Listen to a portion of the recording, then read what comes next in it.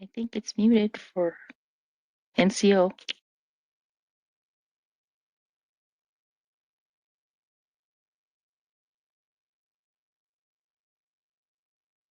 Answer questions. Written testimony may also be submitted via email using the contact information listed on the Neighborhood Commission office website. Please silence all electronic devices. I'll do that right now too. Note, the board may take action on any agenda item as required by the State Sunshine Law, Hawaii Revised Statute, Chapter 92. Specific issues not listed on this agenda cannot be voted on unless properly added to the agenda. You can find archive of handouts and reference material concerning the Kalihi Valley Neighborhood Board number 16 at our Google Drive. You can find the link on this agenda as well. And video record meetings can be found at the YouTube for NCL. Now, first on the agenda is City Monthly Reports, Honolulu Fire Department. Yeah, I know, I saw them left, so I was hoping maybe there's someone online, but if they come back, we can go back to them. We will table them and move on to Honolulu Police Department.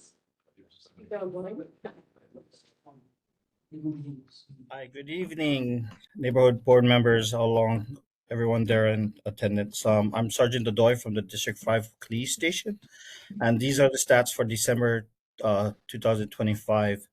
For aggravated assaults, for the month of December, we have one compared to which was the same for November. Auto theft, we have 6 for December compared to 1 in November. Burglary, we have 1 for December compared to 4 in November. Robbery was zeros for both months. Sex assault rape would be 1 for December compared to 4 from November. Simple assaults, we had 3 December and 1 for November. Theft, we had 9 compared to 11 in November, and UMVs, we have zeros for both months. The calls of service for December was about 605 calls compared to 588 calls. Keep in mind, the information provided represents the total amount of cases for District 5 for the Kalihi Valley, as specified as the month indicated. They represent cases that have been filed, reclassified, and closed. And those are the stats for December 25 for the Kalihi Valley. Thank you so much. Are there any questions from the board, online or in person? Oh, Mr. Franklin? Really quick, Sergeant, on that shooting in Kalihi Valley, did they catch the suspect? Right now, it's still under investigation. We're trying to get more leads. We asked the community to actually step up and provide at least additional information that makes our investigation a little bit more faster. But yeah, we're still in that investigation process. One more question. With all these new camera equipment that they putting everywhere to stop crime, mobile units, you think they ever going to deploy one over there in the housing development? Are you talking about the drones? No, there you have these re-renting their little like boxes, and they have the cranes on it with cameras 360 that you can station them anywhere. They have them all at the beaches now and good places. Okay. Right. Yeah. Well, ever going to deploy one over there? Because it seems like that I don't have the answer at this moment. I can try and find out if they are in a process of doing that or if that is part of their agenda. As far as the drones are concerned, why they do not deploy those drones? I mean, they use them for fireworks, but those drones are like having a helicopter. If there's an incident over there, you can deploy a drone from the police station much quicker than people can deploy cars, and you get an aerial view of everyone. Yes, we are doing something as far as with the drones at this moment.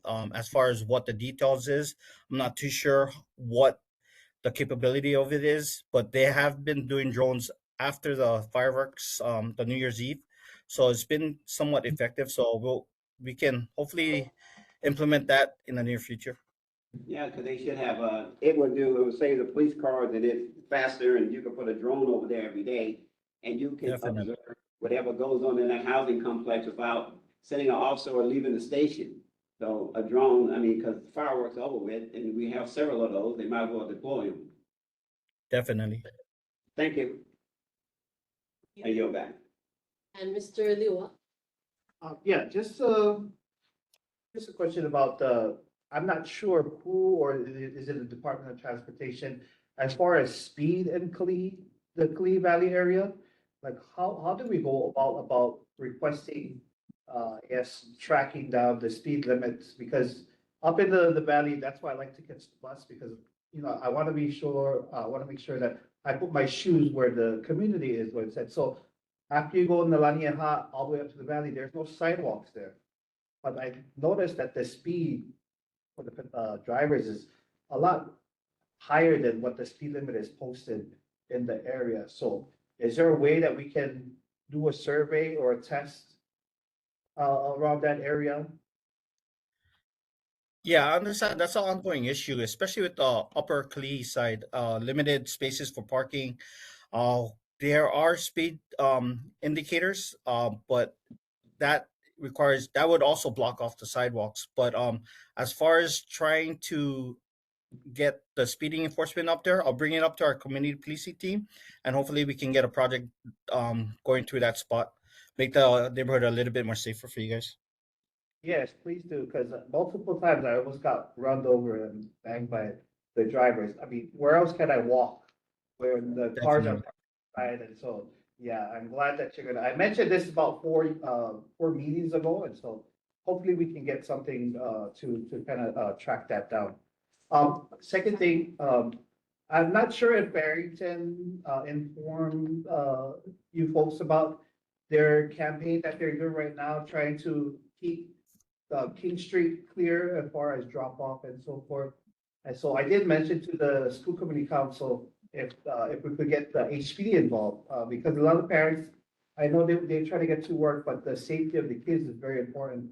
They too almost, principal did say that they almost witnessed a student get banged by a driver. And so I'm not sure if a squad or someone can look into that campaign that the Barrington High School is trying to do, having them don't drop off on King Street to keep the traffic flowing. Yeah, that's a real good concern. We'll also work with community policing to set up. Most schools usually hire special duty because the limited of officers on patrol. That's due to call volumes. You cannot designate officers at one particular place. So a lot of guys are reverting to hiring special duty for the just the peak times and the peak and drop offs and pickups. So that's one option. But other than that, I'll bring it up to our community policing team if they have any available officers during the morning time or in the afternoon to alleviate the flow of traffic and the safety of the kids. Thank you. And then, Michael got it. Yeah, and the other thing in the back of Kalihi Valley with the cars is especially at night. Because then the visibility is worse and the lack of a sidewalk, it gets pretty dangerous.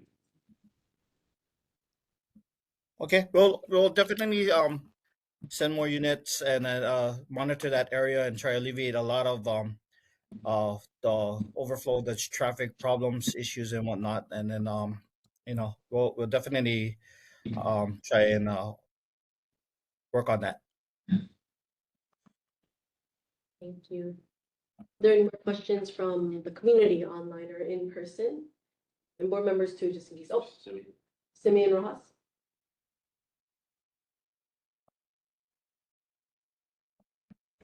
Simeon? Yes, Sergeant.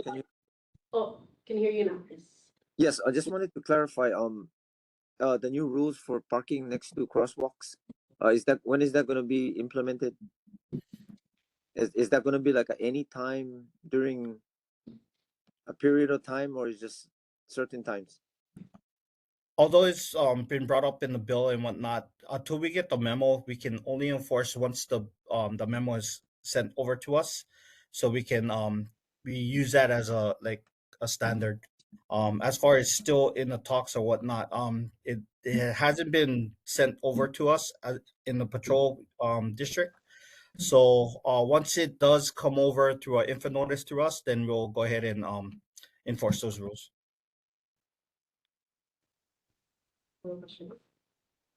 And I do see Mr. Franklin has another question. Going back on board member Rojas, that law passed January first, right? They passed it into law January first. The 20 feet from a crosswalk, I thought it was passed into law January, it became enforceable January first of this year. I would have to And look it, into that. I would like I said, I would have to look into that. And once we get the memo, then we usually inform all our uniform officers that this is into play, and then we would know what the actual fine is. Because if, even though they say it's implemented, it's a fine. I don't know if it's a standard $35 fine or whatnot. I would have to look at it, and if it's subjective to towing, so there's all these type of rules that they will have to do info notice to us. thank you. Yeah. And if there are no more questions or comments from the community or the board members online or in Actually- person, oh, Laura, you had a question? Laura, did you have one? Okay, sorry. I'm not sure if I should come. Yeah, yeah, come. You can sit over here. Wait. Hello, thank you for letting me speak this evening. I'm Laura Pokipala. I'm a community developer with Parents and Children Together. Our office is right in the KPT Resource Center. And one of the questions that we've been pondering as the Kalihi Connection Coalition is, how can the community come together and try to support the police force? We know that you guys are strapped. We know that there's very little new recruits coming out. And I'm wondering, what is the best way that we as a community can kind of support the police? For me personally, I've been in Kalihi for over 18 years. The thing is, what helped me through the housing projects is the communication between the staff members and HPD. So a lot of times there's rules that we try to implement, but we do need the support from the KPT or Camp for Housing staff members as far as maybe enforcing certain rules. In the common areas, as far as drinking in public, unauthorized guests in public. A lot of times, when we try to enforce that, it's not prepared. We don't have like a listing of all the people who's registered on the Yeah. property, so it puts us in a bind that we can't control certain things that we need, the information we need to enforce the laws there. So, but we are working with the community, and also being good witnesses as far as if there's things happening, please call 911 right away. A lot of times they hesitate, so it'll create a faster response if the community is all involved, and then kind of give us more details, and maybe they have ring cameras or whatnot that could be utilized. So we ask if the community can step up and help us do our investigations. Sergeant Denoy, who would I contact if, what I'm hearing from the community is that a number of rules are in place, especially in Kuhio Park Terrace, but they're different. One half of the street has different rules from the other half of the street. One group is enforcing one, so it's very confusing. And one of the thoughts that the residents came up with was, how do we get on board with the same consistent rules all around? And that way we can do that support. Do you know who we would address with that? I think the two organizations, especially with KPT, there's low rise compared to high rise. So I'm not sure, is it Matt Levi or community that handles the high rise, and there's another it's- company. Michael's is with the high rise and then Oh, Hoppy Michael's. is, yeah. Yes. So So it would those be in tough. those times, yeah, those two would have to get together, and I'm kind of think and be on the same ballpark, right? Like we kind of enforce the same rules, because a lot of guys are a little bit different, right? So if everybody can be consistent, it makes our job a lot easier. Okay, I appreciate that. Thank you. Yeah. And, Mr. Liwa. Just a quick last, adding on to that, do we still have we used to call it, night marchers, but they were the cops who would walk around with the community just to do a safety at nighttime, do a night walk or something like that? Do we still have Neighborhood that? neighborhood walk. Yeah, at night? Yeah. That would be handled to our CP team, community policing team. I could suggest to them to see maybe if we can have somebody, a person who's interested in that particular area, and then have them give us a call. Oh yeah, give us a call, and then we'll try to set up a meeting with our policing team, and then hopefully they can redo that. I do believe we had one maybe about 10 years ago. Then it quickly faded. So and then we also did one with Camp for Housing, and that faded out as well. So yeah, that'd be great because we as we need the community guys to identify certain issues because a lot of guys when we come in there they don't give us enough information on certain individuals and all that. Yeah, so you guys are aware with everybody who's in play, and then it you know we have all that information. Thank you.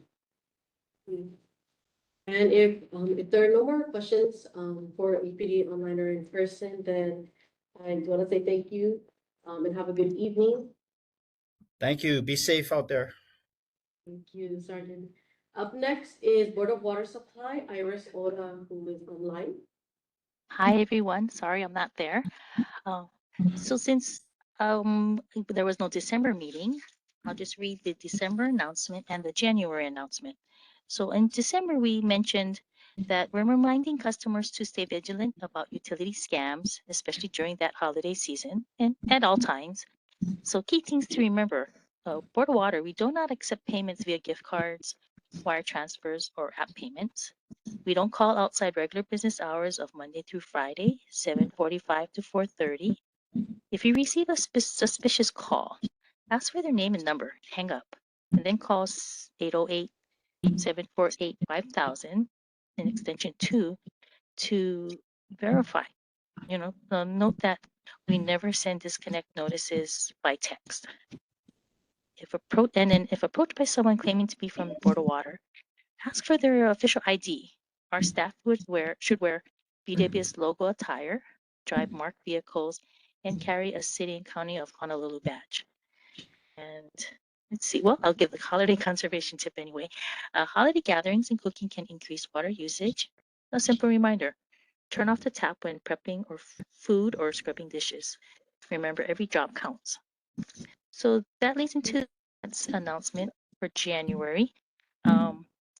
We are having we're asking everyone to conserve water now as but we have bigger rewards for our water conservation members. Water conservation things. So in partnership with the Department of Environmental Services, we expanded our water sensible rebate program to double many of our rebates.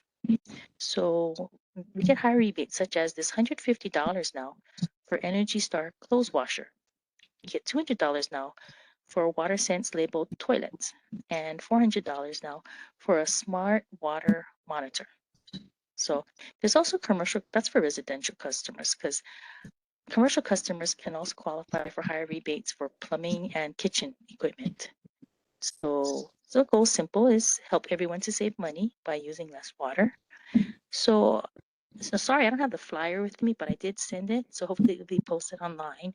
But you can always just go to boardofwatersupply.com/rebates and you can look for and that should come up to the rebates that's available. But if not, you see it, just look for water conservation on our website. And sorry, I also supposed to just report on December 12th. I do the main breaks.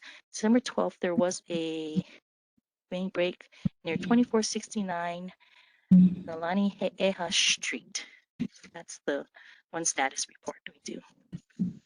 And that's all. If anyone had any questions? Oh.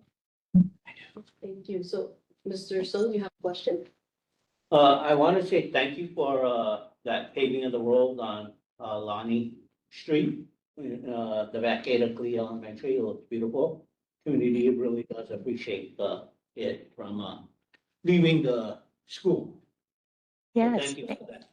You're welcome. Yes, thank you. I forgot to report on that too. Yeah. And we repaved it by the Kalihi Elementary School. When are you guys gonna repave that one water main break? Because that is kind of bumpy. The one that just broke in December. Oh, okay. I'll ask about that, but that's the December one you said, yeah? I'll have to go and do a little research on that one and ask the questions. So Yeah, it's really bumpy. Like a roller coaster ride. Yeah. So December main break repaving, but it probably will be a while, but as soon as we could. Okay, thanks. Thank you. Oh, you're retiring soon, right? I I was gonna be retired this last December, but since we have no staff, I felt bad leaving with no one there, so I'm staying on at least for this year. But we're You're to gonna let us hire. know, right? So we can throw you a party.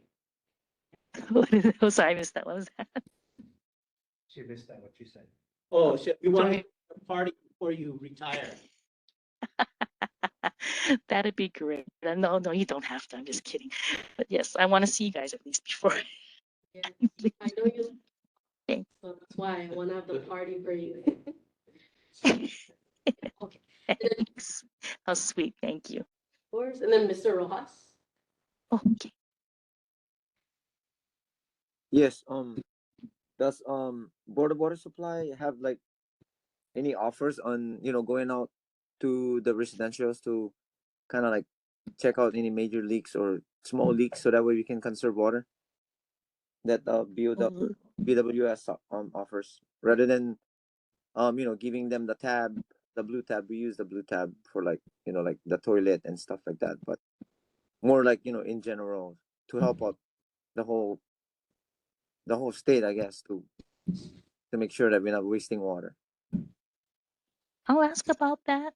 I don't think we do because it's a little tricky when we start going into residential properties itself and liabilities. But I will ask if that's something they'll do, and maybe they might have what they have or considering in addition. So that's anything in addition to the toilet leak tabs, Yeah, tablets. something to Okay, consider, sure. you know, for Yeah, conservation. yeah. Thank you. Are there any more questions from the board online or in person? Seeing and hearing none. Any questions from the community online or in person? Seeing and hearing none. Thank you so much, Iris. Have a good evening. Thanks a lot. See you guys until next month. Yes, see you next month or in person. Or in potluck. In person, yes. Okay. Just in advance. Up next is item number 3, residents and community concerns, 3 minutes each. Do you have any residents and community concerns at this time? You can come up and introduce yourself. Hi, Jessie Lam from Kalihi Valley.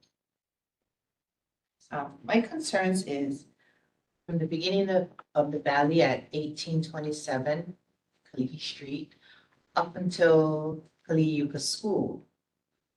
On both sides, morning time is 6:30 to 8:30, afternoon time is 3:30 to 5:30, but there's not supposed to be any parking on that inner lane closest to the curb.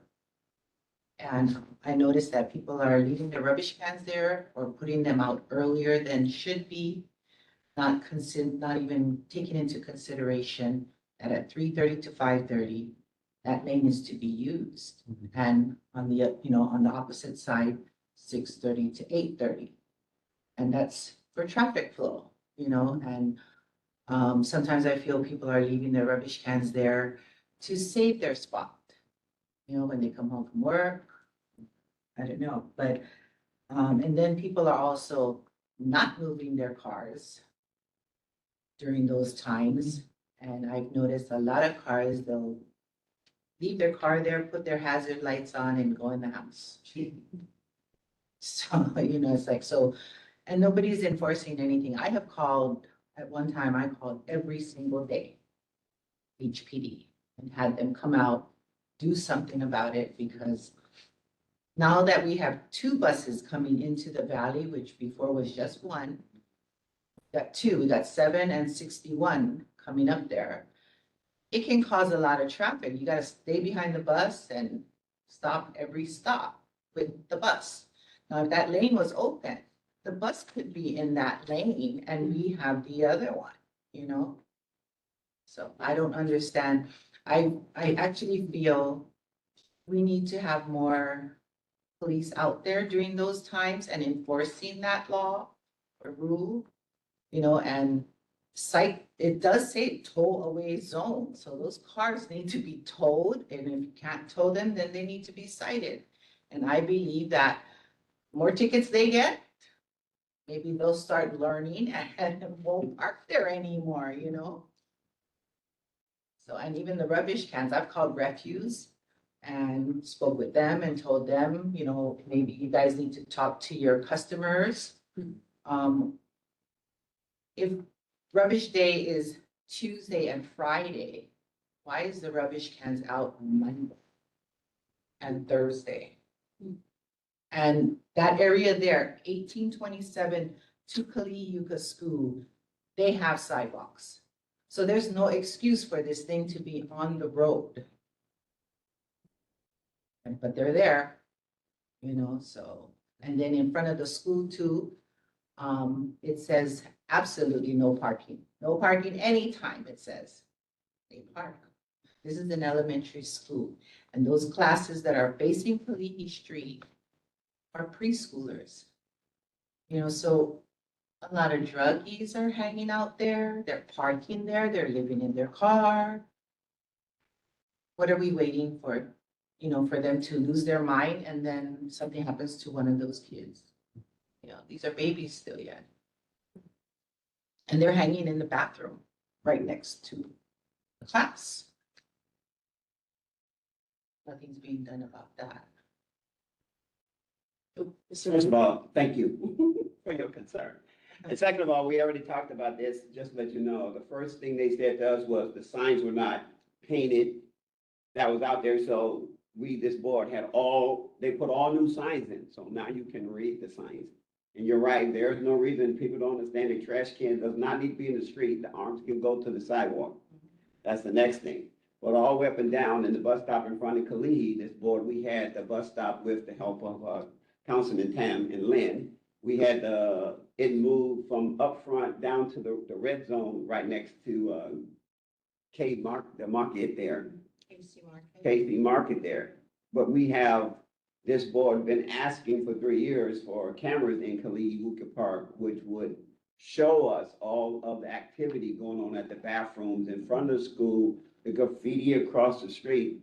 We are still waiting for them to give us cameras. There was once a game room bus right across. Right, from we- Kalihi. multiple times. We were very active in getting Called that, that one in a lot. right. And if we had cameras there, we would be able to see, because we're asking for 3 cameras in Kalihi Park, which would encompass where the old game room was, encompass the stores, seeing the graffiti. It'll take care of all of the park at night. So we'll have that on. But just to let you know, this board has been asking for 3 years for motion detector lights at night to keep the drug and crime activity down. And we've been asking for cameras at that park. So What's the holdup? you can ask Ms. Robinson, she'll be up next. And the police will, you know, I wish you had brought that up when the police was here.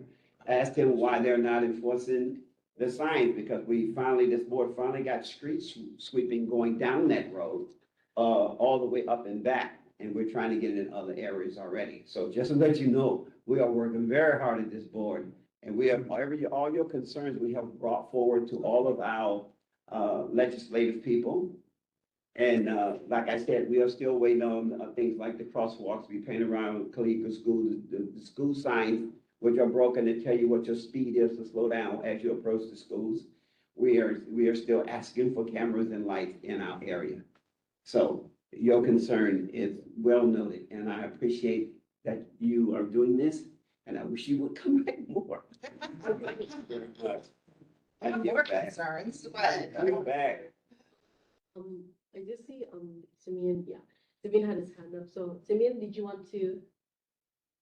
Yes, I would like to thank her, and it's good that more people, like, if you could invite more people who are concerned about that area, and that's gonna make us a strong community. Again, we should ask the police what is the reason, if is it okay for people to sleep over in that corner too, that it's kind of like it's very unsafe, those kind of things. But we need people like you, and we need more people to come out to rally up and encourage more officials or the police department on our side in our community to what is the right thing to do. um we all concerned about that, and thank you very much for coming in. And bring more people in, so that way, you know, I try to recruit people to, you know, do security watch and all that stuff. So if you don't mind, I'm on the web right now. If you could leave your name to our chair, I would appreciate that, so I can um communicate with you and maybe more people who is interested like you. Thank you. I actually did offer to one of the HPD to be a volunteer meter maid, I guess, you know, to go out. I'll work 3:30 to 5:30 for free, you know, and give tickets. He said no. He said I gotta go school. Like, how come I gotta go to school to write a ticket? I can pretty much figure that out myself. You can take the school online. You just get it. Okay. But And yeah. Mr. Gotti, did you also have a? Just a quick question. What do the cops say when you call in the morning and say you want them to come by and enforce the? They said that I got, that's what they say, I have to go to school in order to. No, not for you to do it yourself, but why don't they come out? Well, they come out when I Oh, call, they do. And I- All right. They cite them. sometimes, yeah. Because then with the rubbish cans, they don't know, I guess, who the rubbish They can. don't know the site for that. One cop actually told me to go move it. And I said, oh, I can get shot for that, Yeah. you know? Sure, that's name, the cop name, Yeah. you know. No, Then another cop, you know, when I say the cars are all parked there during times that they shouldn't be, he said, go like this. no. And so sometimes they haven't come out. People like that, you just call a supervisor. Yeah, so I mean, at one time I was calling every single day with those parked cars and the rubbish cans and, I just can't believe, How often you do know, they come out when you call? they come out. Yeah. Okay. And I've seen the cars get cited, but you know, to me, it's a tollway zone. It should be towed. Right. Because now 3:30 to 5:30 and on the other side, 6:30 to 8:30, this is another lane. Yeah. So they park again, They're even after they get a ticket, they park again the next day. I'm noticing it's been getting kind of cleaned up Okay. because, yeah, like I said, the more citations go out, then they learn their lesson. You know, they don't want to pay that citation, Right. That's you know, correct. but it has to be consistent. You're like me, I just keep calling. Right. You know, sometimes I think they don't want to answer the phone I know. for me. Yeah. I'm calling every day. Yeah. It's like, come on, get to work. How hard is this? Get on it. There you go. You're concerned or- Okay. Right, so the best one is when they put their hazard lights on. And then they go in the You house, still can cite them, so. you know, it's like, Mhm. and I can be driving in that lane. Somebody in the front, we're going, and then they just stop. Oh, hazard light on. Oh, now I gotta go around you, Yeah. you know? So not to make any excuses for the police, but we are short, the police force. So that's no excuse for that. Understand, yeah. But us as a neighborhood board, what we do need to do is work more with the community policing team and seeing if there's a schedule or things that we need to do. Because as we were talking to the police officer, we said reach out to the policing team. So that's what we need to do now and start working on that. So that is on us. We're asked for extra patrol between 3 and 5. So, one officer got to do in one car is just drive down and take it and come back They just and use this cite circle. everyone that you can see. And then once he do it between 3 and 5, because usually gonna get the cars between 3 and 4. And if they're gone between 3 and 4, you won't have any, but extra patrol. But they're reparking. That's all right, we're just At extra 5. patrol, So at 5. 5 is the new 5:30, I guess. Yeah. You know? Yeah, so you can still cite them. Jenna? Is it Simeon in charge of the Yeah. neighborhood patrol and Yes, he's spearheading that or? he is, but if anyone else would like to help spearhead with him, because it's something that could be done outside of, neighborhood board, I believe. So, and I know Simeon has his plate full, so that's why he is sharing Aloha Aina committee with Mr. Kumalai. So if someone else who's also passionate with community policing can also partner up with him. Because I even called science department and asked them to, because some of the signs were faded, you know, so they put all new signs up. Yeah. But there's certain areas where probably needs one more, or if that's the two-way one, or no parking anytime, you know. It, from 1827 to Kalihi School, both sides need to be looked at. Yeah, we call all the time. I call like you call when I see a car there, so I do what you do. Oh, good, I'm not doing No. Thank you for bringing that up. Yeah. Mr. Leo, did you want to? Yeah, before she walks out, Do you want her contact info or by any chance? Or- no, I wanted to chime in, but you went through everybody else and it's right after him. No, you can. And so I just want to make sure she hears what I have to say. Okay. Oh, yes, so we do have, Mr. Leo. No, I just wanted to, again, thank you for coming in. And before I became on board, I had the same concern as you. Because I go to Our Lady of the Mount, which is a Portuguese church up there. And so I'm the pastoral council chair, and I've asked my parishioners if they have any concerns. Most of them say the same thing, that they feel like Kalihi Valley has been left out. No one is actually looking at Kalihi Valley. And Mr. Ryan talked about cameras, and they brought it up because Kapahulu has cameras. So I asked, what's the difference between Kapahulu and Kalihi? Yes. Like, why does Kapahulu have it and we don't have it? Yeah, our community people are also taxpayers. Yeah, Right. so we're voters too.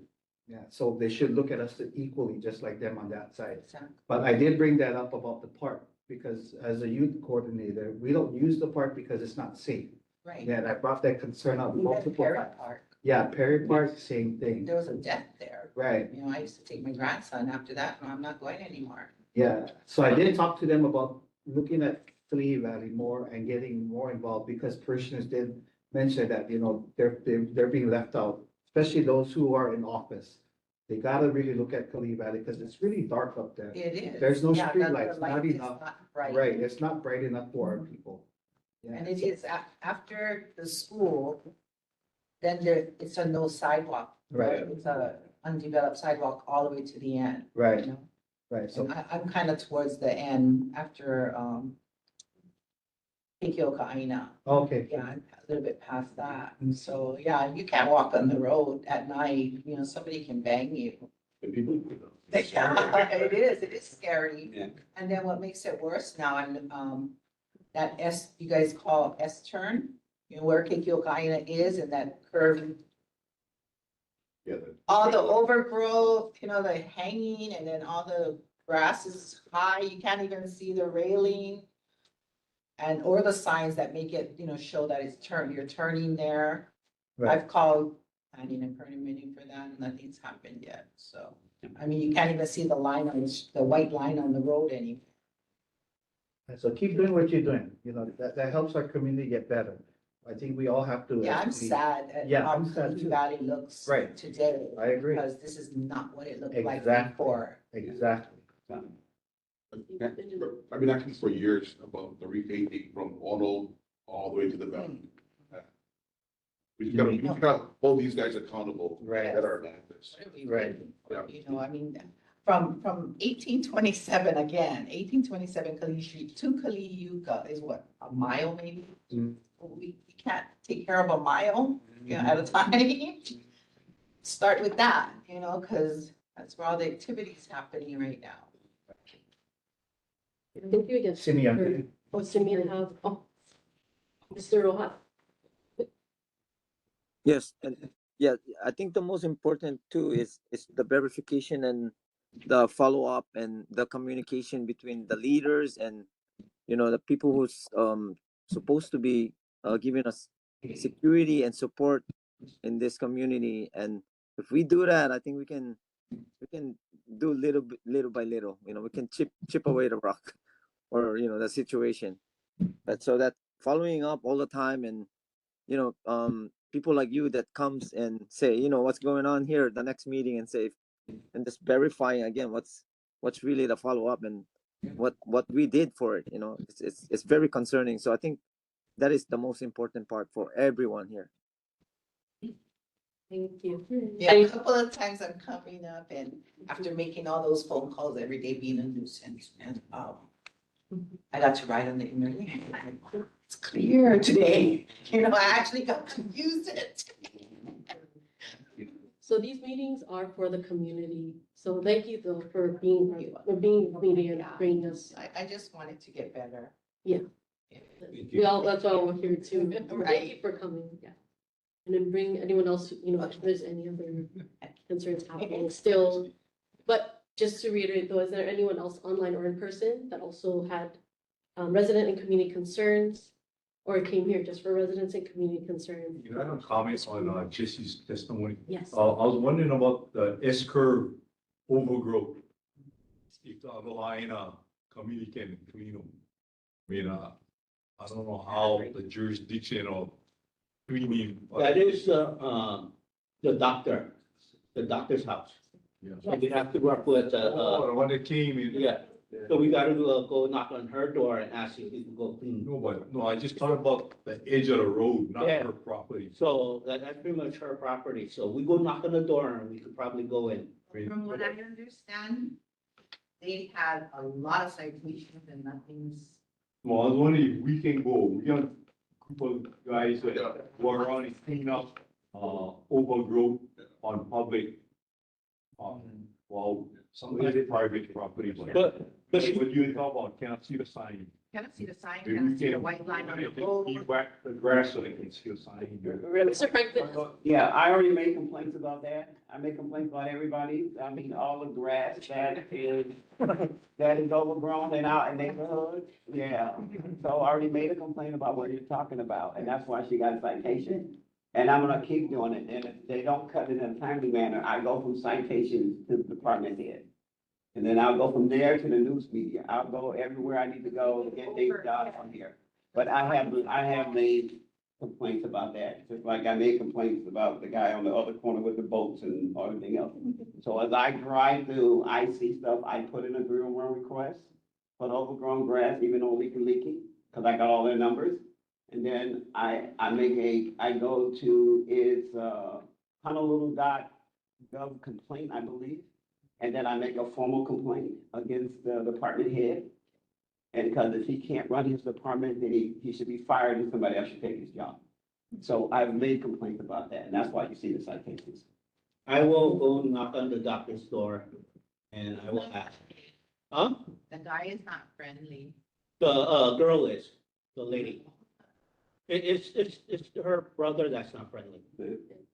So if there are, Yeah, go really good. thank you. If there are no more community concerns though at this time, thank you again for representing us, telling us about that. But there are no concerns at this time. We will move on to the presentations, 10 minutes each. City and County of Honolulu, Department of Environmental Services Refuse Division on Grow Pilot Program. Henry Gabriel, is he online? No, Oh, you're right, first. right, everything. You're Henry Gabriel. I'm Henry Oh, Gabriel. So for the record, Henry Gabriel, City and County of Honolulu, Department of Environmental Services, Refuse Division, the Recycling Branch.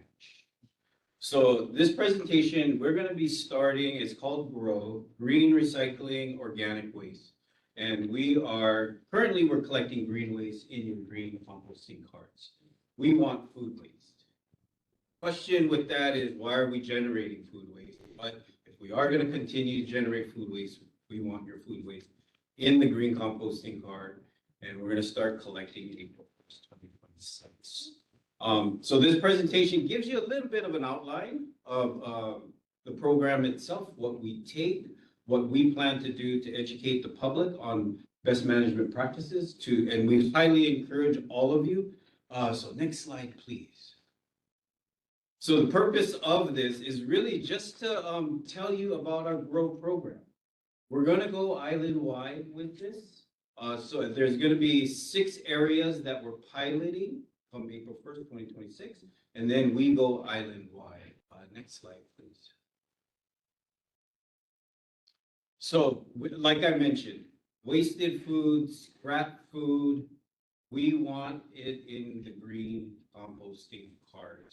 There's no reason why it should be in the gray card. Those items in the gray card go to waste to energy, which means that food waste is being burned, it has a lot of moisture in it, there's no value to it. So we should be using it in a more sustainable way. Composting is what we're doing with this. Those are the 6 areas we're gonna pilot. So Kalihi is one of those areas. And we highly encourage all of you to participate in this. If the stat isn't on here, 60,000 tons of wasted food is in our waste stream every single year, 60,000 tons. So we want to make sure that it's not going to waste energy. We want to make sure that it's not going to the landfill, and we're diverting this waste to Hawaiian Earth Recycling. That's our contractor. Next slide, please. These are the foods that we're going to take. We are fruits, vegetables, dairies. So when I say dairies, you know, it's your solids and your semi-solids. Your ice cream when it's frozen, not ice cream when it's melted. Yogurts, cheese. These are the things that hopefully it's good cheese. Breads, pasta, rice. So all of these things. Now we all produce this. At some point of the day, we produce this. What are we doing with it now? Chances are we're seeing it in the gray bin. What we will be doing, and I hope to encourage all of you to participate, we'll see it in the green bin. On top of the food waste, you're going to see the normal stuff: your grass clippings, leaf, branches. And one of the best management practices is to layer this material. Put your green waste in first, followed by the food waste on top. That way, if there's any moisture, the green waste will then absorb all of it. Next slide, please. So these are the things that we don't want, liquids especially. So milks, we don't want that. Fats, oil, grease, fog. A lot of the containers, plastic, metal, glass, if there's food inside, just take it out of the container. If it's metal, that can go in your blue card. Paper products, we don't want any paper products. Pet waste, coffee cups, takeout containers and pizza boxes, dirt, rock, bricks. And believe me, we see these items in the green cart already. So this is just another way that we can say, okay, if we're gonna do this, if we want to encourage people, this is what we don't want. Next slide, please. Okay, so now this is where these kitchen containers come in. We're gonna have public workshops, and whoever attends these public workshops, and we're gonna have them in the piloted areas that we're gonna pilot it. So whoever attends will get one of these kitchen containers. Plus, they will get two reusable bags. And the reason for the reusable bags is because it's food waste. It's gonna stink. It's gonna attract bugs. And so one best management practice is that instead of keeping that plastic bag in your kitchen sink, for those that do that, my mom did that, my grandmother did that. Now we're saying put it in the freezer. Freeze all of your wasted food until your green collection, your green composting card day. Either the morning, you can put all that food in there. If your bag is full 3 days and you've got 3 days left until your card is gonna get picked up, that's why we give you a second bag. Or the night before. And that, like I mentioned, green waste first, on top of that, all the food waste that you generate. You'll be amazed how much food waste we all generate. I have 3 kids and my wife, and 1 gallon bag, a Ziploc bag of food waste per week is what we generate. And so I can only imagine with the 60,000 tons out there, what is it that we're gonna see at the curb? And that's where we're hoping that there's participation in this. So freezing is gonna be very, very important. No plastic bags. Whether you see the compostables and all that, we don't want plastic bags only because it's a contamination. So everything must be put in loose. That's why you don't see the coffee filters or the tea bags. We want everything in loose. And once again, in that blue area is to layer the green waste. The bottom food waste absorbs any type of residual liquid or oil. Next slide, please. If you don't participate, if you're not in this pilot program, Kalihi is, you can drop off food waste at the composting facility. Hawaiian Earth is our contractor. It's located in Waihewa, and you can go there, bring green waste, and there's no charge for homeowners, condo dwellers. They can participate, and we encourage that too. We do not service those that live in high-rise buildings. So, but we want them to participate, so we will be taking care of the costs for those that want to dump food waste at the location. Next slide, please. So when the material is collected and delivered, it goes to Hawaiian Earth Recycling. They have an in-vessel system. In-vessel system is where the operators control the environment versus nature controlling the windrows. Compost is made a lot more quickly, and we're hoping that by providing a nitrogen source, which is your food waste, we already collect the carbon source, that's your normal green waste. You combine the two, now you have a well-balanced compost amendment to your soil. Hopefully that will spur those who garden to go buy compost, because now you're closing that loop. You're not just participating on the front end, you're now on the back end, utilizing the products that you had donated into that green bin. Next slide, please. And this is where I feel the real issue is that 60,000 tons, once again, is being generated per year residentially now. I'm not even talking about the commercial aspect of it. And if we're not doing it, if it's not going to, if it's not being diverted, it's going to waste the energy, and we're burning food waste. And then from there, it goes to the landfill. So anything that we can do to divert any type of commodity from the waste stream, you're gonna have a less of an impact downstream. Your downstream is where we don't want to be. That's why we really push recycling, composting, source reduction, and trying to teach those at the source to do it correctly. When we get into that mindset of just throwing things away, that's why we have this problem. That's why the garbage can the lid is up like this. What is in there that can be recycled? What is in there that can be composted? You have the blue and the green bins to be able to sort separate. Are we taking the time to do that?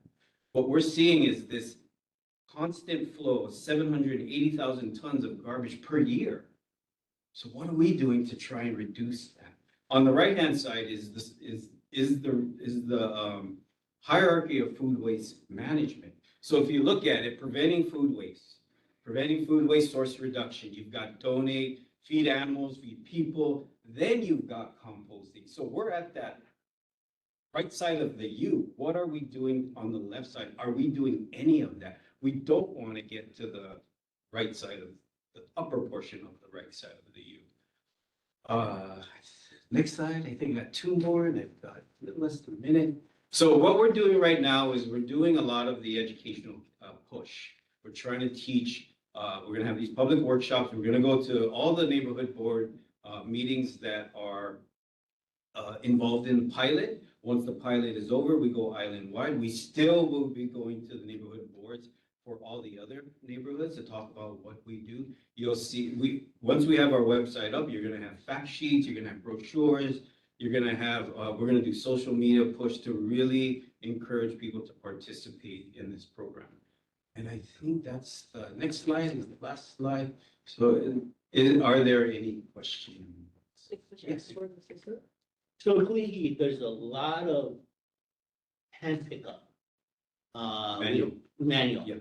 You don't participate in this. You don't participate in that. For years, we've been saying that we're gonna convert the manual to a modified manual. I will say, we are looking at it finally. We've tested a truck, smaller truck, still, it's still gonna be manual, but we're gonna have tippers on the back. Once we get to that, then yes, you guys will be able to participate, not only in the blue and the green as well. It's interesting because I got a long driveway and it's a steep driveway. We need to make it work. So, I mean, just for me to take out the garbage, I throw it in my truck and I haul it all the way up the driveway because it's a long driveway. I have 3 telephone poles on my driveway. So these are things that we'll have to look at case by case if it is doable. But when I look at the 40,000 homes that are manually collected, we've got to be able to capture all that recyclables and green waste and food waste. And Mr. Franklin? My first question is, since we took the class, did we get those buckets? Yeah. Yeah. This isn't the class yet. Yeah, this is not the class. This is not the class. This is more of the introduction to it, yes. I thought you brought us buckets. No, these are like, we're gonna have, so the graphics you see here, and this is from City of San Diego. This is the actual bucket we're gonna be providing. It's gonna have the graphics here. We're in the procurement process. right now. Okay. So when is the class gonna be? I think we're planning, next month is gonna be for Kalihi. So we're trying to publicize it. We're gonna work with the neighborhood board to say, can you guys publicize it as well? And then we'll have the class. Cause I thought we was get buckets.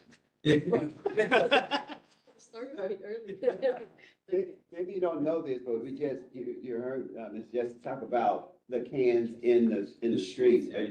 So I know it's not your department, can somebody just drive down there one Tuesday and knock on people's doors and say, please put it on the curb?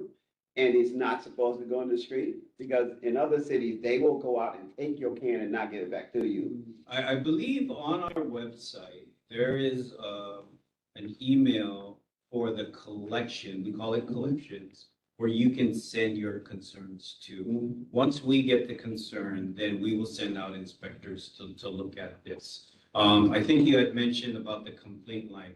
What we try to avoid is that route because now it's coming from the mayor's office down.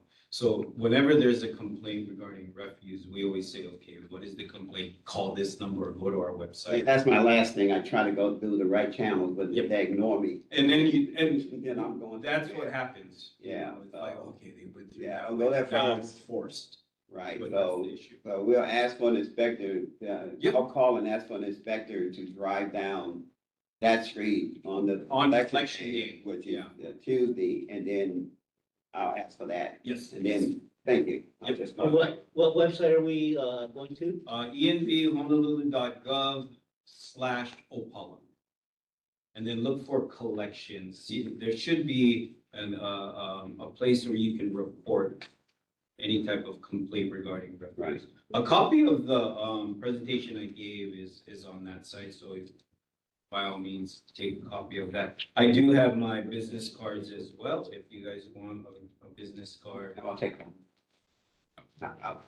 And then You can just, yeah, pass that. I do see Mr. Yeah. Haas online as well. You want to meet? Joel?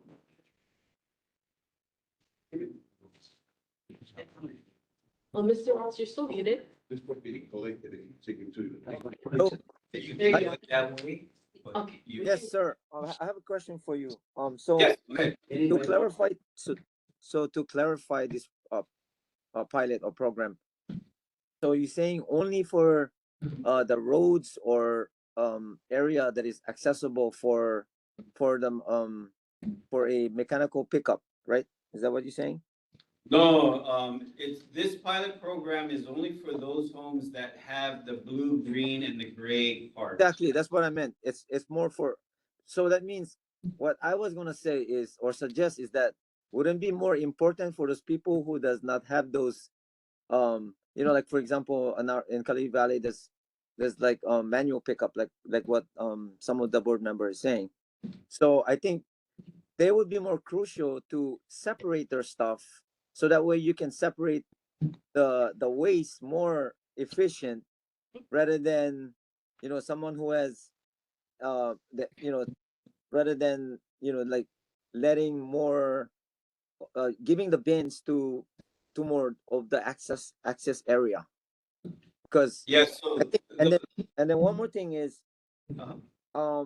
who is going to monitor the bins to make sure that the waste is what it should be collected and who's going to maintain that because if you give more bins to like if you give more different bins they more likely sometimes they put different types of waste into your green bins You cannot monitor it. So do you guys have like monitoring process for that, sir? So to address your first concern, the manual collection, like I was telling, member Song here, we are looking into converting that into a modified manual. And we've tested a truck, we've tested some lanes already. Now it's just a matter of ordering the trucks and the tippers on the back. So once we do that, then we'll be able to collect the green waste and food waste and the recyclables from those that were on manual. And to address your second concern, we will have staff on the morning of the pickup, go around, flip lids is what we call it.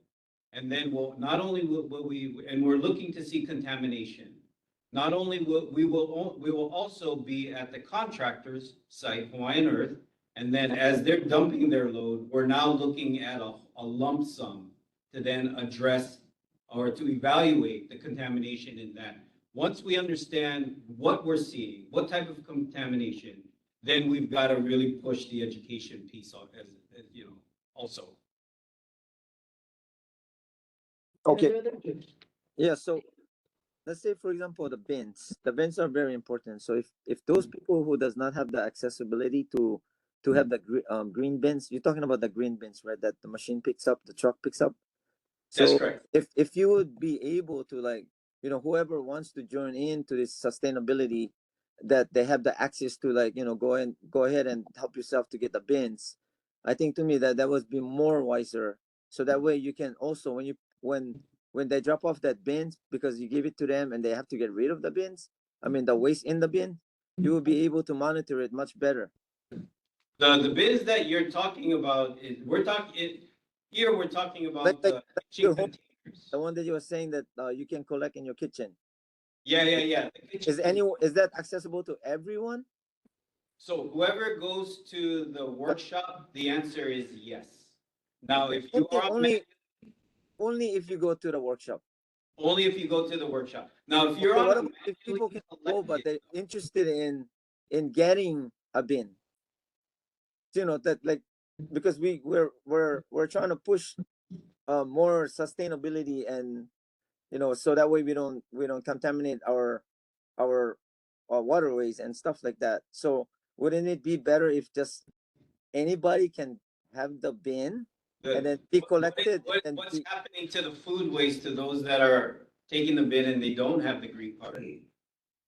they put them in the same one bin, which is their garbage can, and then you have to suffer to separate them. No. So that's the difference between manually collected and automated. Right? Your manually collected garbage goes straight to H Power. Okay, you just burn the whole thing. You don't compost them to separate them. So Not the wouldn't it be more wiser to have the bin? What I'm saying is, would it be wiser to give anybody who wants to participate to get the bin rather than just taking the class? That's what I'm trying to input, if it's No, possible. I agree with you 100%, but what's going to happen to the food waste that's collected if you don't have the green can? No. What I'm saying is if someone is very interested, let's say my neighbor, but she cannot go to the class, would she be able to get the bin still? Oh, in time, yes. Or in time? Okay. In So time. yeah. Okay, got it. Thank you. And then Mr. Franklin? My very last question. Yeah. Down Kalihi, there's apartment complexes and they bring their garbage to the curb. But in downtown Honolulu, all apartment complex owners have to have those big bins that they pay for themselves that dumps. So why is there a difference in the apartment complexes in Kalihi Valley, especially ones on Kalihi Street, where as you first come out, like 1825, and we just got rid of a garbage dump. My question is, why do apartment complex here, or what rules that they do not have to follow, where in downtown Honolulu, every apartment complex has a big bin? So in a new development, what we review the plans, and so we are always looking to see do you have space for for garbage collection. And normally there's space in these new developments, there's space for the 3 cubic yard bin, there's space for the cardboard bin.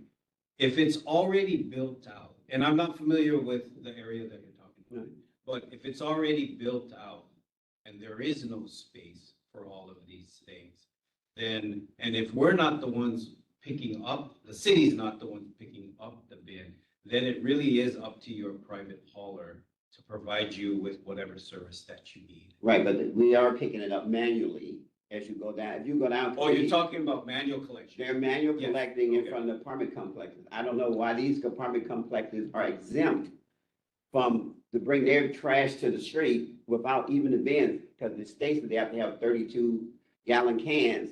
Yeah. But they're apartment complex. They're making money off of tenants. So my question is, why they're not forced to get bins that someone else got to pick up, because there are apartment complexes. So I believe in ordinance, you know, we do state that it has to be a robust container, 30 gallon or more. So like I said, I'm not too familiar with the area that you're talking. I don't know if we, the city, pick it up on manual collection. It'd be a little bit odd because it's an apartment complex. It sounds to me it's more private than anything, but there's still, regardless, there should be a container for it. Yeah, we went round and round with the dump that's across from Kalihi Park.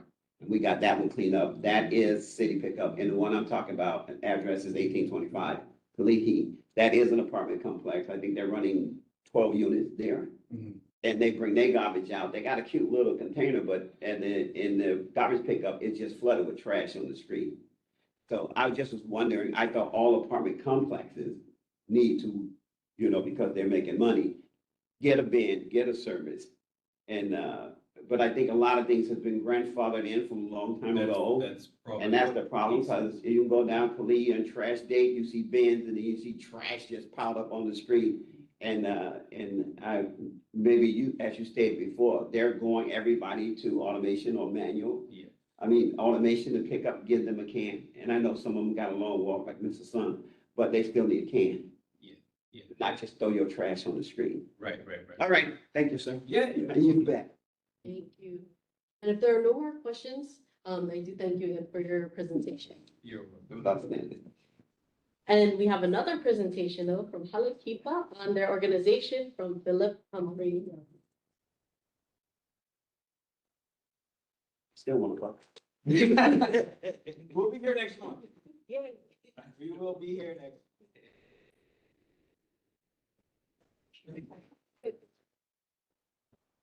Is it okay I stand for this? Yeah. All right, great. All right, so my name is Philip Humphrey. I'm one of the program managers at Kalihi under the Prevention and Outreach Division. I oversee 2 programs right now, the Kalihi Juvenile Assessment Center and Safe Place. So in my short amount of time, I'm going to try to go over both and share. I have all sorts of information to give out after, just because of the time-wise. So hopefully I can go through everything. So first program is the Kalihi Juvenile Assessment Center, or KJAC for short, when I use that in the acronyms. So that is a prevention program for our young people in District 5. So any young person that is cited, they don't have to live in District 5, but it's cited in District 5 will have an opportunity to work with us to prevent their citation from going to court. It is status offenses and misdemeanors, and normally first-time offenses. So we don't do anything, gang-related, sex crimes, anything like that. But the young person has the opportunity to work with us, and we will help, again, prevent them from going to court. And it could be a whole gambit of things that we would do while we're working with that young person to assess whether it's, hey, not going to school because I don't have school supplies. All right, here. We'll give school supplies. No food at home, that's why I'm stealing. Okay, well, hey, I have a pantry. Here, let's feed you guys. Mom and dad are fighting because they don't have diapers. All right, well, hey, we got connections. Here's diapers. And we work with the young person to, again, whatever they might need. The only way they can get referred is they have to get a citation. So that's the only downside to my program. HPD has to refer. And I know a lot of people are kind of frustrated with our officers. but they are really down in manpower. So I always want to, ask people, please give them some grace. They're busting their butts. The next program we're starting up here on the island of Oahu, not just in Kalihi, is called Safe Place. If you guys have driven by Makuhine Street, you will see this big sign that's on my office. My office is in the community. So basically, Safe Place is, I always like to age myself. Anybody know what Scruff McGruff, the crime guy, remember him from the 90s and 80s? Okay, same concept. You see the sign, the young person, oh, I can go get help, I'm in danger, or I need help. They can go to the location and get help. We are 24/7, meaning there's a hotline number that a young person can call as well, that we will roll out of bed anytime to go assess that young person anywhere on the island of Oahu. I do want to give props to PAC at KPT. They were the first location outside of Halekipa in the community to sign up. And they've been there we've been working with them for over a year now. And they're all trained and everything. So we go out to the community, partner, train the staff, they get new staff. We'll go back out and train. But basically the site is looking for, overall, we're looking for community members, partners to be a safe place site. And if people aren't really ready for that, we do have the text hotline number that we're asking people like put up in their bathrooms, things like that. We are always in talks with a lot of different partners to continue to make our progress. We currently have 12 community locations outside of Halekipa's offices. So we have some libraries, we have some nonprofits. So we are continuously working to expand this, and it is for 17 and below for our young people, and I'm hoping we can expand it later as we're growing this program. On the Big Island as well, Salvation Army has this program as well. So they do Hawaii Island, we do Oahu. So we're working and trying to get this to grow. And I know I just said a whole lot of information at once. So yeah, I guess maybe questions now or clarify anything that you guys might have. We have 5 minutes to your presentation, but yeah, we can go into questions already. All right. So just so you guys all know, we as a board are invited to do a tour of this facility next week, Saturday, to get a little bit more in-depth on what he does. It's kitty corner to Kamehameha School. To go up to Kamehameha School, it's right across the street from it. So it's not in our neighborhood board, but it's on the border of it. It's actually in the Kalihi Aleva district. So neighborhood board. But we're all invited. If you want to go and find out more, let me know. It'll be cool to get more information. And if we could refer them any places to participate in it, that would also be very helpful, because we are looking for it. I know Waianae Neighborhood Board is participating with us next week, and Nanakuli High School is also participating with us next week also for the tour of the facility. So I don't know if anyone from Kalihi Aleva is participating, but they were also invited. Mr. Franklin? Yes, first of all, thank you for your programs, and I think they're outstanding. Thank you. Second, we on this board been trying to get programs like that. We're trying to get all of our dilapidated district parks and rec centers built, including the one at KPT. We don't know why it's taking 15 years to tear it down and give us a new one when they're building new stuff everywhere except there. Has this program been taken to like our district parks or something to give you an office there? Which one are you? The Kalihi District. No, Park. like which on my program? The safe. The Safe Place. Both programs. So Safe Place, we have been trying to go and get district parks, stuff like that. It's all about it's Hawaii. It's all about who you know. So trying to get past the manager to the higher up and stuff like that has been a challenge. But you've been trying to put them in our Yes, district park. yeah, so we're trying, yeah, so my office is 1828 Makuhini Street. Right, So it's all of Kalihi, that I service. Well, the same place is for the whole island. correct. But, I am trying to get into the district parks. So the two that are in Kalihi that I'm aware of. Anytime there's anybody around the schools, mom and pop shops, things like that, churches, we are trying to find any community member to say, hey, be a safe place so a young person can see the sign and go there. And then again, we come out and assess. So the hold up is basically that you're not talking to people, because if with your program's outstanding, we should write a resolution. We'll take it up next time, to write a resolution to help you get to where we need to go. Yeah. Because we trying to get our rec centers rebuilt, we trying to get the roofs done, we trying to get them built so the young people can have some place to go, activities where they can do to keep them out of Yeah. trouble. Yeah, no, I'm a firm believer and Laura can back me up on it. The two community, like, again, not really just saying KPT and Camp 4, but those two have community centers that are not being used.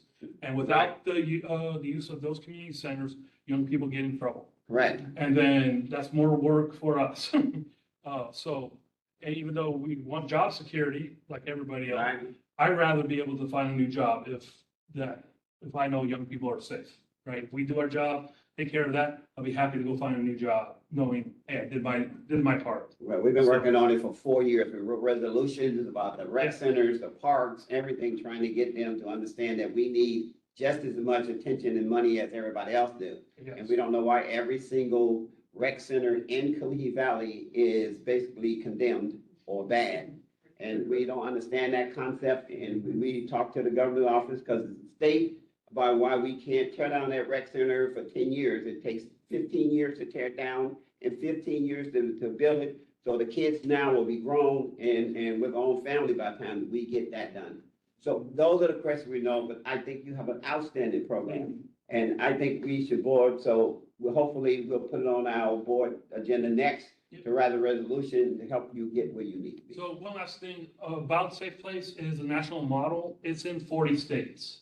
So we are trying to bring it here to the islands. So yeah, any help I can get, I got no shame in my game of begging. It means that a young person is going to get support. We are begging too. Thank you. Any other questions? Any questions from the community, online, in person? Seeing, Mr. Leo. Are you familiar with the Kukukali Valley? Yes, Have you guys worked with them? yes, and we're in talks, trying to get into anywhere that we can, people are going. So again, higher ups, people are afraid of the extra work. An example is everyone thinks 500 kids are going to start swarming their place asking for help. My question to everybody that thinks that way is, what's going on in your community all of a sudden that kids are now asking for help?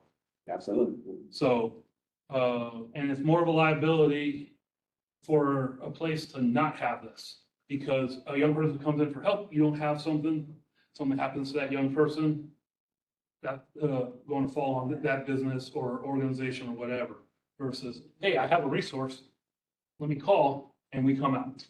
Who did you speak to at Kukukali Valley?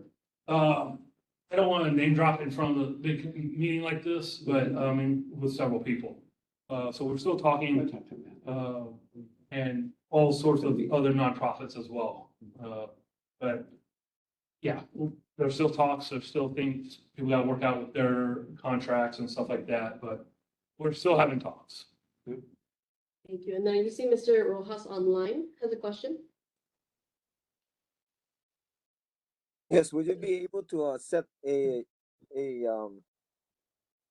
program like that, or a safe place in the housing area, by maybe possibly asking the housing authority to put you in there? It sounds like you guys are awesome. Yeah, well, we are still trying to talk to get into anywhere like this at KPT as an example, beyond just the PACT office. So we are trying like everywhere right now. We're trying to, again, it's all about the talks and who how to get in past the the gatekeepers. So, yeah, any info I have, the flyers, just, Had you reached out to any of our representative or senator here, leaders, councilmen? yes, so all of them are aware of this program because they had to vote last year legislation to make this bill, make Safe Place a permanent, program in Hawaii. And So what did they say? all of our legislators should be aware of it since they voted for it, last So year. what's the outcome of it? It passed, so that's why I'm still here, talking about Safe Place. Okay, so why you're not implemented into the housing the housing environment then? Everyone's afraid. What's the weight up? Extra work. What's the weight up? Everyone's afraid. That's what it is. But They're if afraid that we work they're gonna together, get bombarded with 500 if we- kids asking for help. if we all work together, I think if we have a force, then we can always get in. This is United States. I'm here to be asking. Yeah. No, we're here to support you. We're here to put you there. All right. So thank you very much. Thank you. Let's make it happen. Thank you. And if there are no more questions from the community online or in person, then we can move on. And I'll be passing out stuff, if you don't mind. Well, Okay, cool. oh, no, the Well, from the floor, but is he looking for the vote from the board and on record that the board supports what he did? Is that what? Oh, would you guys like to We do can do that? that, yeah. Should we do it right now or? I'm on it. For solid and safe. Take a motion in a second. Okay, so we can do a motion to support Halekipa's their organization. Is there a motion? I motion that we support the Halekipa organization. Okay, Mr. Franklin, motion. Is there a second? I second. You want a second? Okay, and then we'll just do like a verbal voice. So everyone that agrees, say aye. Aye. Any abstain? Any nays? Seeing and hearing none for both. So it looks like we all agree. Thank you, everyone. A quick agreement to support Halekipa and their organization. And thank you again for being here. Thank you. Very good. And then we shall move on to city elected officials, 3 minutes each. First is Mayor Rick Langiardi's representative, Master Clark Price, who's on it. Aloha, everyone. Aloha, Chair. Aloha, board members, community. Aloha. Just a couple of quick announcements from Mayor. His monthly newsletter. The link is in the chat. Some highlights of that. Kurt Logger was sworn in as Chief of Ocean Safety. The new flood risk maps take effect on June 10th. The restroom near Kapi'olani Community College is vandalized. Construction begins at Wai'anae Police Station. And the transit-oriented housing coming to Kapolei and Kalihi is also in there. Again, that link is in the chat. One more announcement. The city launches a new and improved HNL 311 system. On Monday, December 1st, the city launched a new system which the residents can use to report issues in their communities that need to be fixed or addressed by the city. They can submit requests via the mobile app, which is available on Apple or Android devices, or by visiting the website hnl311.com. The new system is more intuitive and easier to navigate, which means it has never been easier for residents to submit requests for services to the city. And on the city's end, the new system makes it easier for our departments to track and respond to the issues that have been reported. Once an issue has been reported, it goes directly to the department that's responsible for that type of request. And if users are registered for an account, they will get notified whenever there is a status update to their request. Again, the new HNL 311 app. Couple of follow-ups from the previous meeting. The first one was DPR, the issues with the district park. Are there any plans for renovation of the indoor gyms at the many district parks in Kalihi Valley? And as we are quite aware of, at this time, the only funded renovation plan for Kalihi Valley District Park is the roof repair in the gym. It's needed to prevent further damage to the facility. There are no additional capital projects currently programmed for the interior gym renovations at this time. Larger upgrades would require the separate capital funding. Another Kalihi Valley Rec Center issue, three of them actually. The first one, a concrete bench on the property has been broken for months. The work request was submitted on July the 8th, 25, to repair the broken and worn concrete bench. A follow-up call was made on November 25th of last year, and the staff will continue to follow up on the request until the issue is resolved. Second is the bathrooms on the property are not secure. A project request was submitted on November 25th of last year to install new gates on both restrooms and the outdoor comfort station at Kalihi Valley District Park. The gates will be locked and unlocked by staff, and the staff will continue to follow up until the issue is resolved. And the last one with the park, the swimming pool has been experiencing vandalism. Unknown residents are getting into the restroom, getting toilet paper and littering the pool, causing the pool to be closed for maintenance. So due to the recent vandalism in the restrooms, Kalihi Valley Complex Supervisor reached out to Acting Captain of District 5, Community Policing Team, on November 14th of last year to request increased patrols at the park.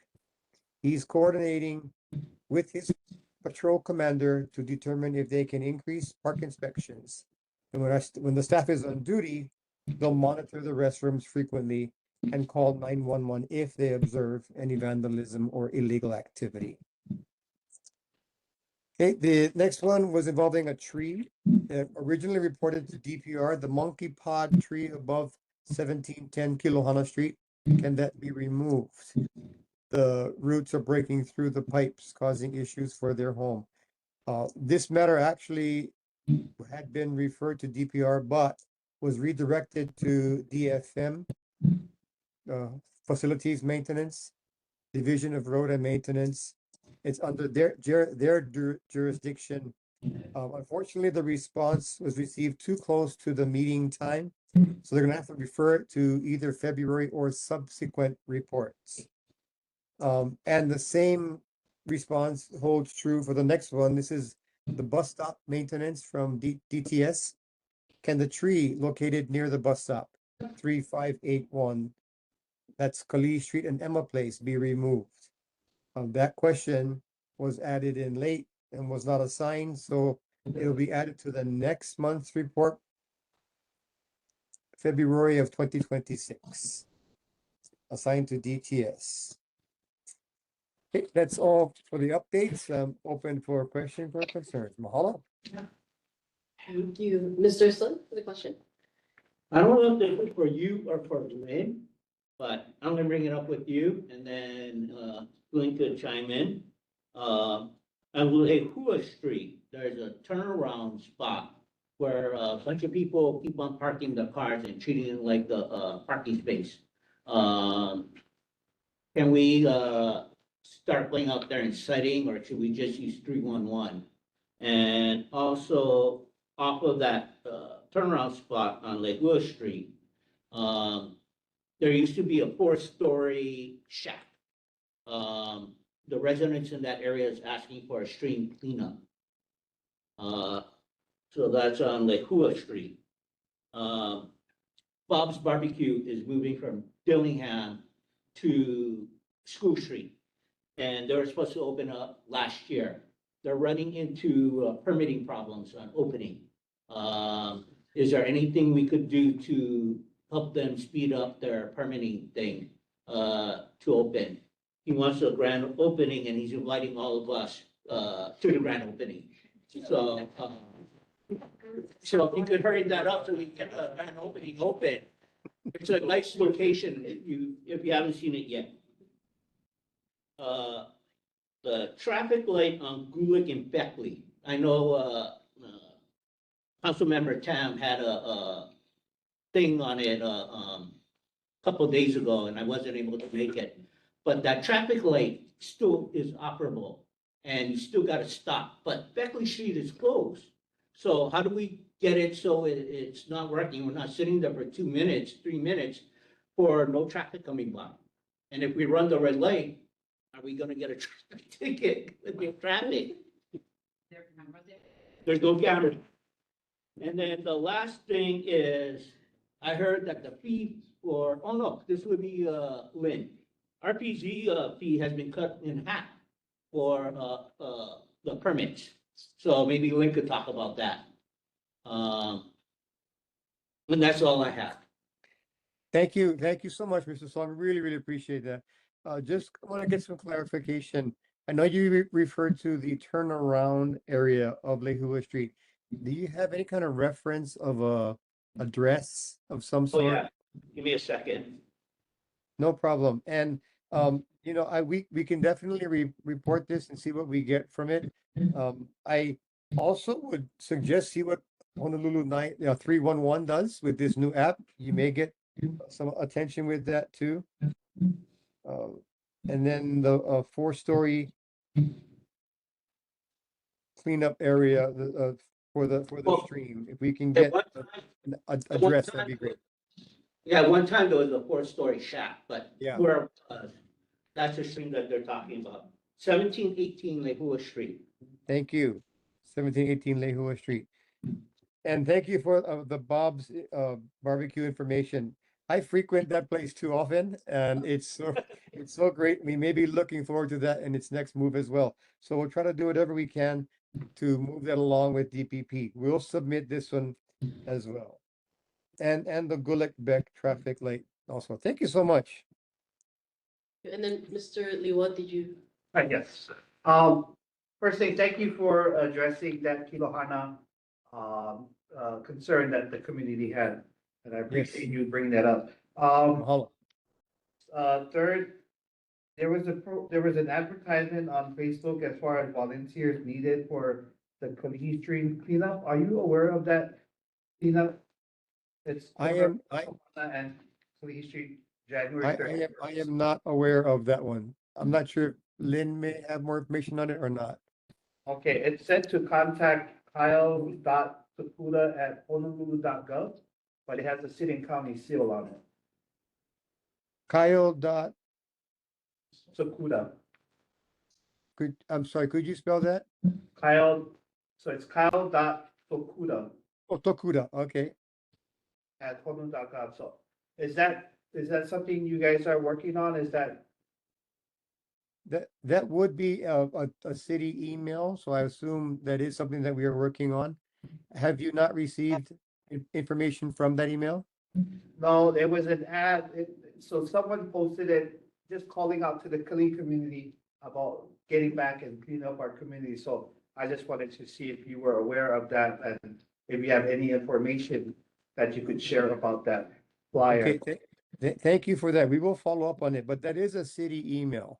So I'm sure that he would know something about that. But thank you for that. We'll follow up. Okay, and just to address what Mr. Soong brought up about Beckley and Gulick, that traffic. Yeah, I understand that there is no traffic going on Gulick, Beckley to Gulick, but we do have students that go to school that needs to cross the street. So it's good to just keep it as is, so the students can actually get to school safely. Or deactivate it and only have it when you press the crosswalk.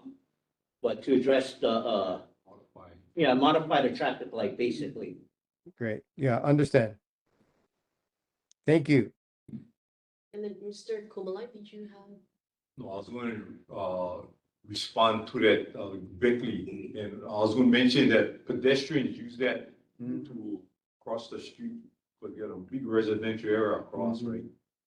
So, yeah, but the modifying for pedestrian crossing only, so no need traffic, no need car traffic anymore. Yeah. Yeah. Every time I go there, there's no crossing the No, street. I see that. Yeah. Okay. And then Mr. Franklin? Happy New Year, Grandmaster Happy Clark. New Year. Last November, we talked about the property of conveyance, property watch, where people can keep their titles from being stolen. We asked if the mayor was gonna start a program because the state, Bureau of Conveyance, they're lacking in theirs. They have it where you can put your address in, but, you know, they should have something where you can put your address in, but have at least 4 of the people that can be contacted if your deed comes up for someone stealing your deed. That's been in the news for the last 2 months. So to keep people from stealing people's deeds, they should have something where when your deeds come up, 4 people are notified. So if you're old, your daughter, your son, your grandchildren are also notified. And I don't, a quick fix of it would be just have everybody live scan, and if you don't go through a escrow company with your deed, then it should be a 14-day wait, so the notice can go out before it's transferred. It looked like they're transferring titles the same day, and the same day they transfer them to the thieves sell them on the mainland and take their money and run. It's a very easy fix that doesn't cost the city any money whatsoever. It's just like putting up a website that 4 people can be notified if it's person to person, instead of going through an escrow company because they have insurance. You know, if we were working on anything like that for the mayor? I do not know if the mayor's working on that. No, I don't recall anything being done for that, but I certainly appreciate the concern and I understand it as well. Yeah. Thank you, Mr. Franklin. You're welcome. Follow up. Any questions from the community online or in person, or board members as well? Seeing and hearing none, thank you so much, Master Clark Bright, and have a good evening. Thank you.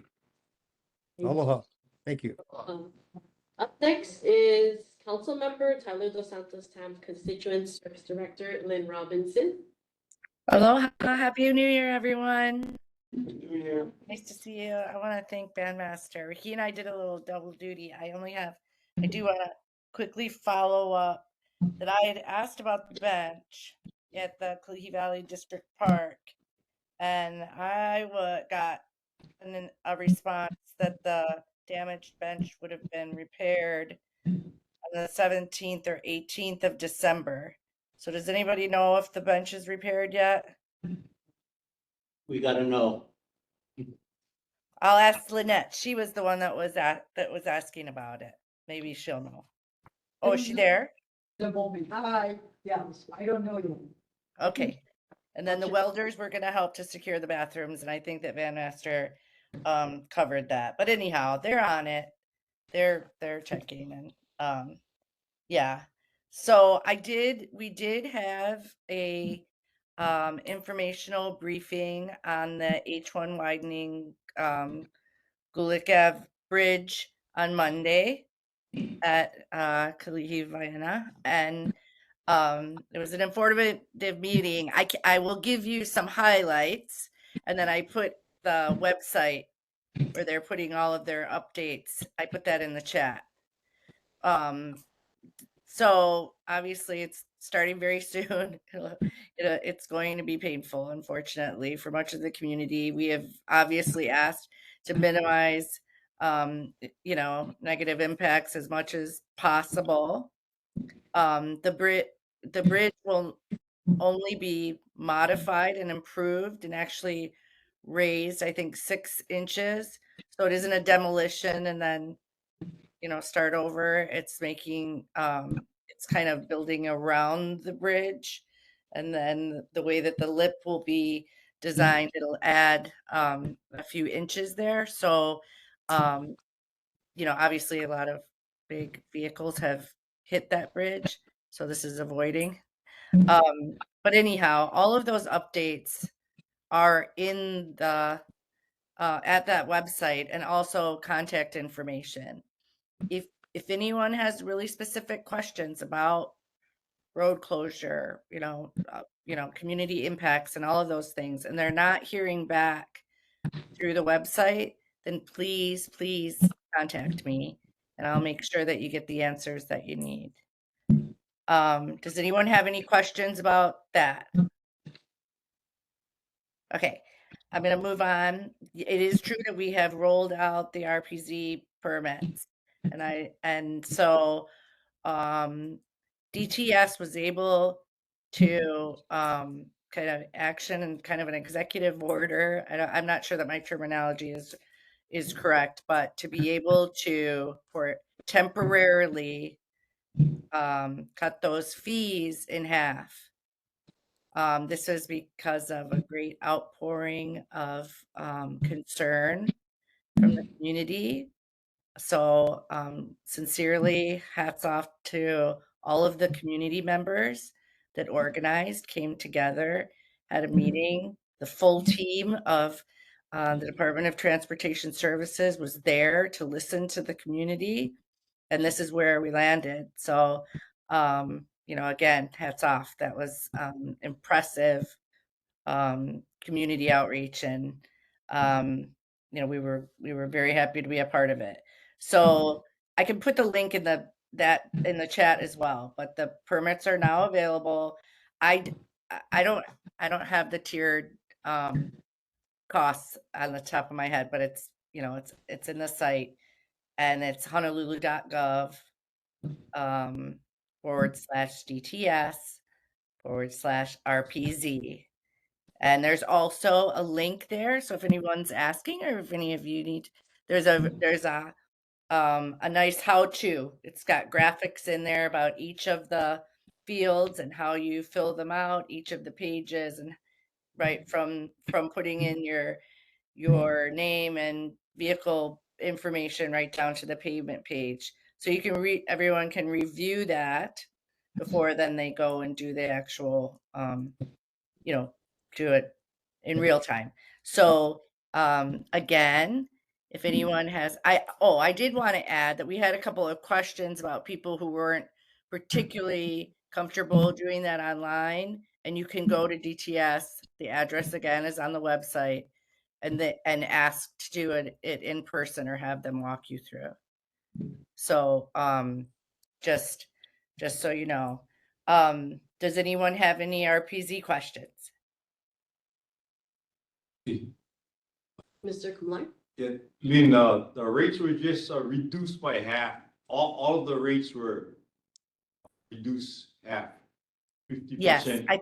I think the All- first vehicle starts at 93. Is that maybe accurate? It's 62.50. 62? Oh no, see?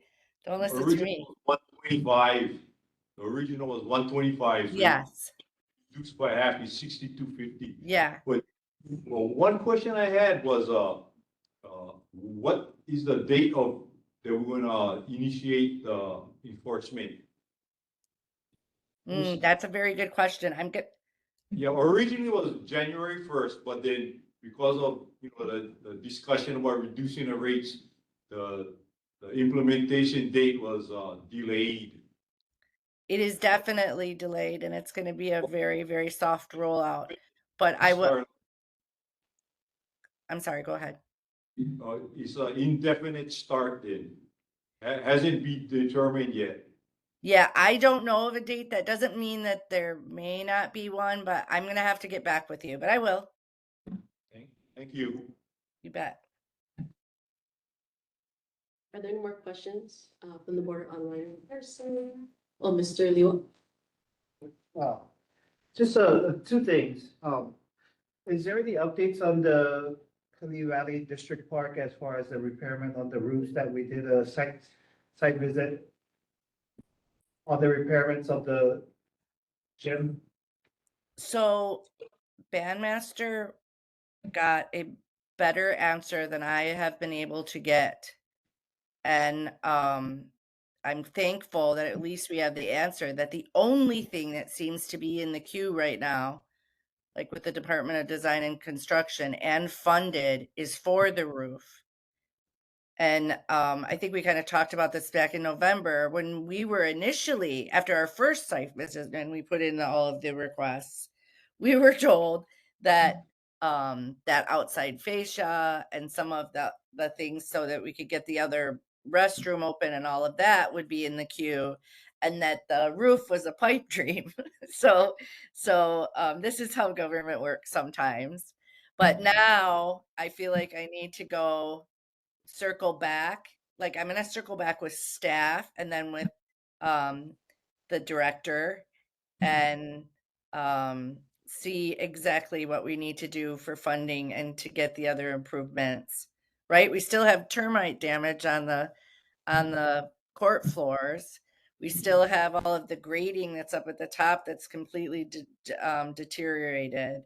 And then I'm still just unclear about whether or not that poolside bathroom is able to be is finished and opened, because we were waiting on that potentially dangerous fascia, right? That's where they kind of have a makeshift kind of tunnel kind of situation over there. I think that's all still happening. So I will follow up. I'm just thankful for Bandmaster's clarification that he got, because it's yeah, we needed to know that, and now I know the right questions to ask, because it's very different than what we were thinking. And I promise I will stay on it and keep you guys updated. Okay. Second thing, it's just an invitation to everyone here, as well as, council member Travisan and, the city mayor. Our foundation is celebrating our 50th anniversary next month, and so you guys are all welcome to come to the Barrington Alumni Community Foundation 50-year anniversary. And so you can go to our website, and we invite everyone to come. You'll see a lot of former Kalihi members and current Kalihi members there. And so it would be great to see the representatives also there as well. You can visit our website for purchase tickets. Okay. It's the Farrington Alumni Foundation And Community Foundation. and Community Foundation. Yeah, we Thanks have for a the invite. Yeah, I will, thank you. I will let them know. Thank you. And I do see Simeon Ross with his hand up online. Yes, Lynn, good evening. Just wanted to follow up on the illegal dumping, as far as any updates on the signs that we could put up, and also were there anything that is included as far as representing like fines or representation for it, if there's anything that we could do, so that way we can kind of eliminate the illegal dumping on corners of the rivers, or your parks, district parks. Do we have any update on that dumping? I think it was the illegal dumping signs. Illegal dumping signs in our parks? Remember we had a problem in Kiliwana, beside Oh, on the bridge? on the bridge, and also there's multiple places. I wasn't present in November. I think it was November or October. I think it was November. So I just wanted to get an update and follow up on that. So the initial, I mean, I can keep trying. The initial response to put a no dumping sign over by the bridge is that we don't need a sign to enforce the illegal dumping. It's obviously illegal dumping, right? So, but what we really do need is eyes and ears over there, in that if the illegal if the trash stays over there, people just think it's a place to put their trash, and that it's just adding to all of it, and it's kind of turns into kind of a trash culture, right? It turns into a hot spot. So if we are supposed to have a improved 311 app now, but I am always happy to report to ENV that we need rubbish removed over there. But I So mean, I could if try that's one more time to ask for a sign. We got a pretty definitive answer that was, no, just better to report the illegal dumping. But and if there, yeah, and if it's one piece of anything that's been left over there that should not be over there, we need to call it in so that we keep after it. And may I also offer that the more that we do that, it may incentivize getting a sign there, because they may just think that change their minds that it might somehow help, right?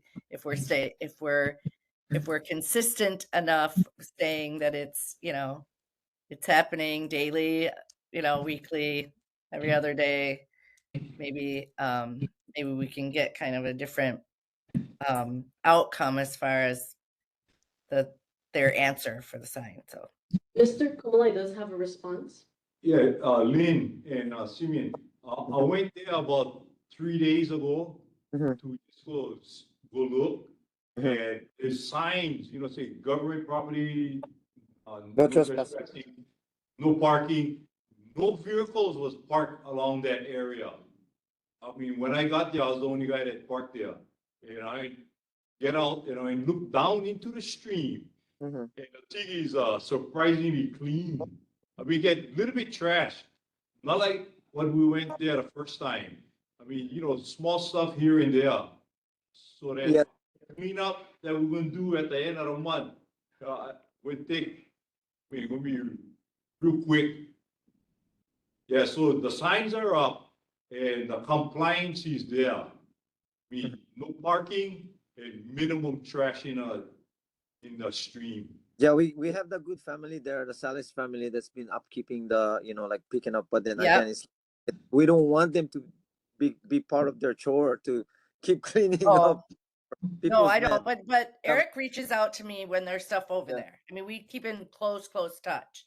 So I'm glad to hear that it's helping. Yeah, it Now, is. board member Kumalai, I want to make sure that I heard you clearly, because again, we put in these requests, and then the departments don't get back to us when they've completed their projects. Are you saying that there's government property, no trespassing signs, and there are now separate no parking signs? Yes. Yeah. I'll take a picture and send them to you. The no parking signs is a big win, Simeon. That's right.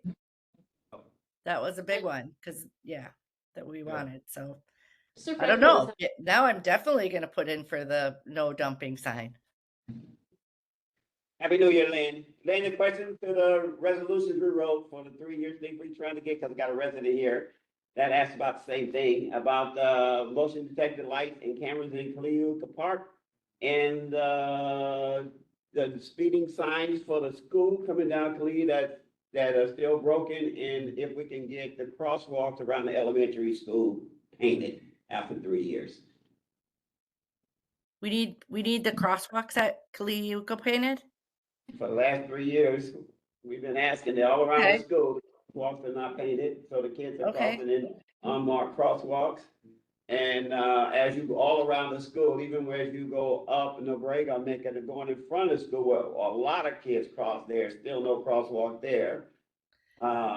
So we've been asking for that for 3 years, and we're asking for the 2 signs to be fixed.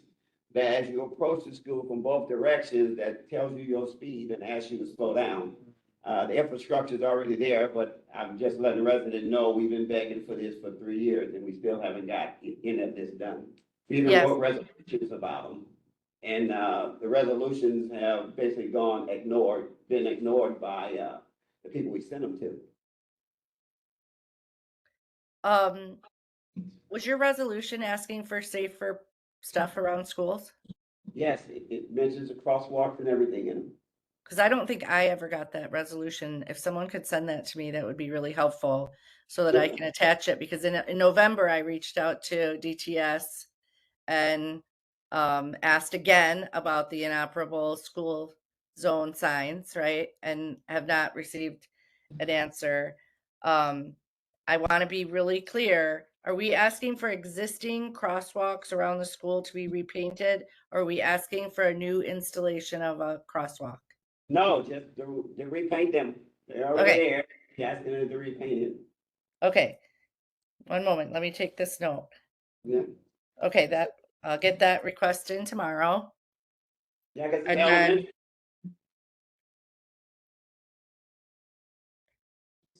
so the motion sensor lights, we kind of are, I think that I mean, I know that you don't like the answer, but we got a hard no from Parks. on that. Yeah, but that's all right, I'll go above them, because I don't know how they're going to tell me that they're not gonna put that for elementary school, and that we don't have enough money for it. Now, I've asked everybody to ask, so I have to go above them, because what they're saying is that we can't protect elementary school children.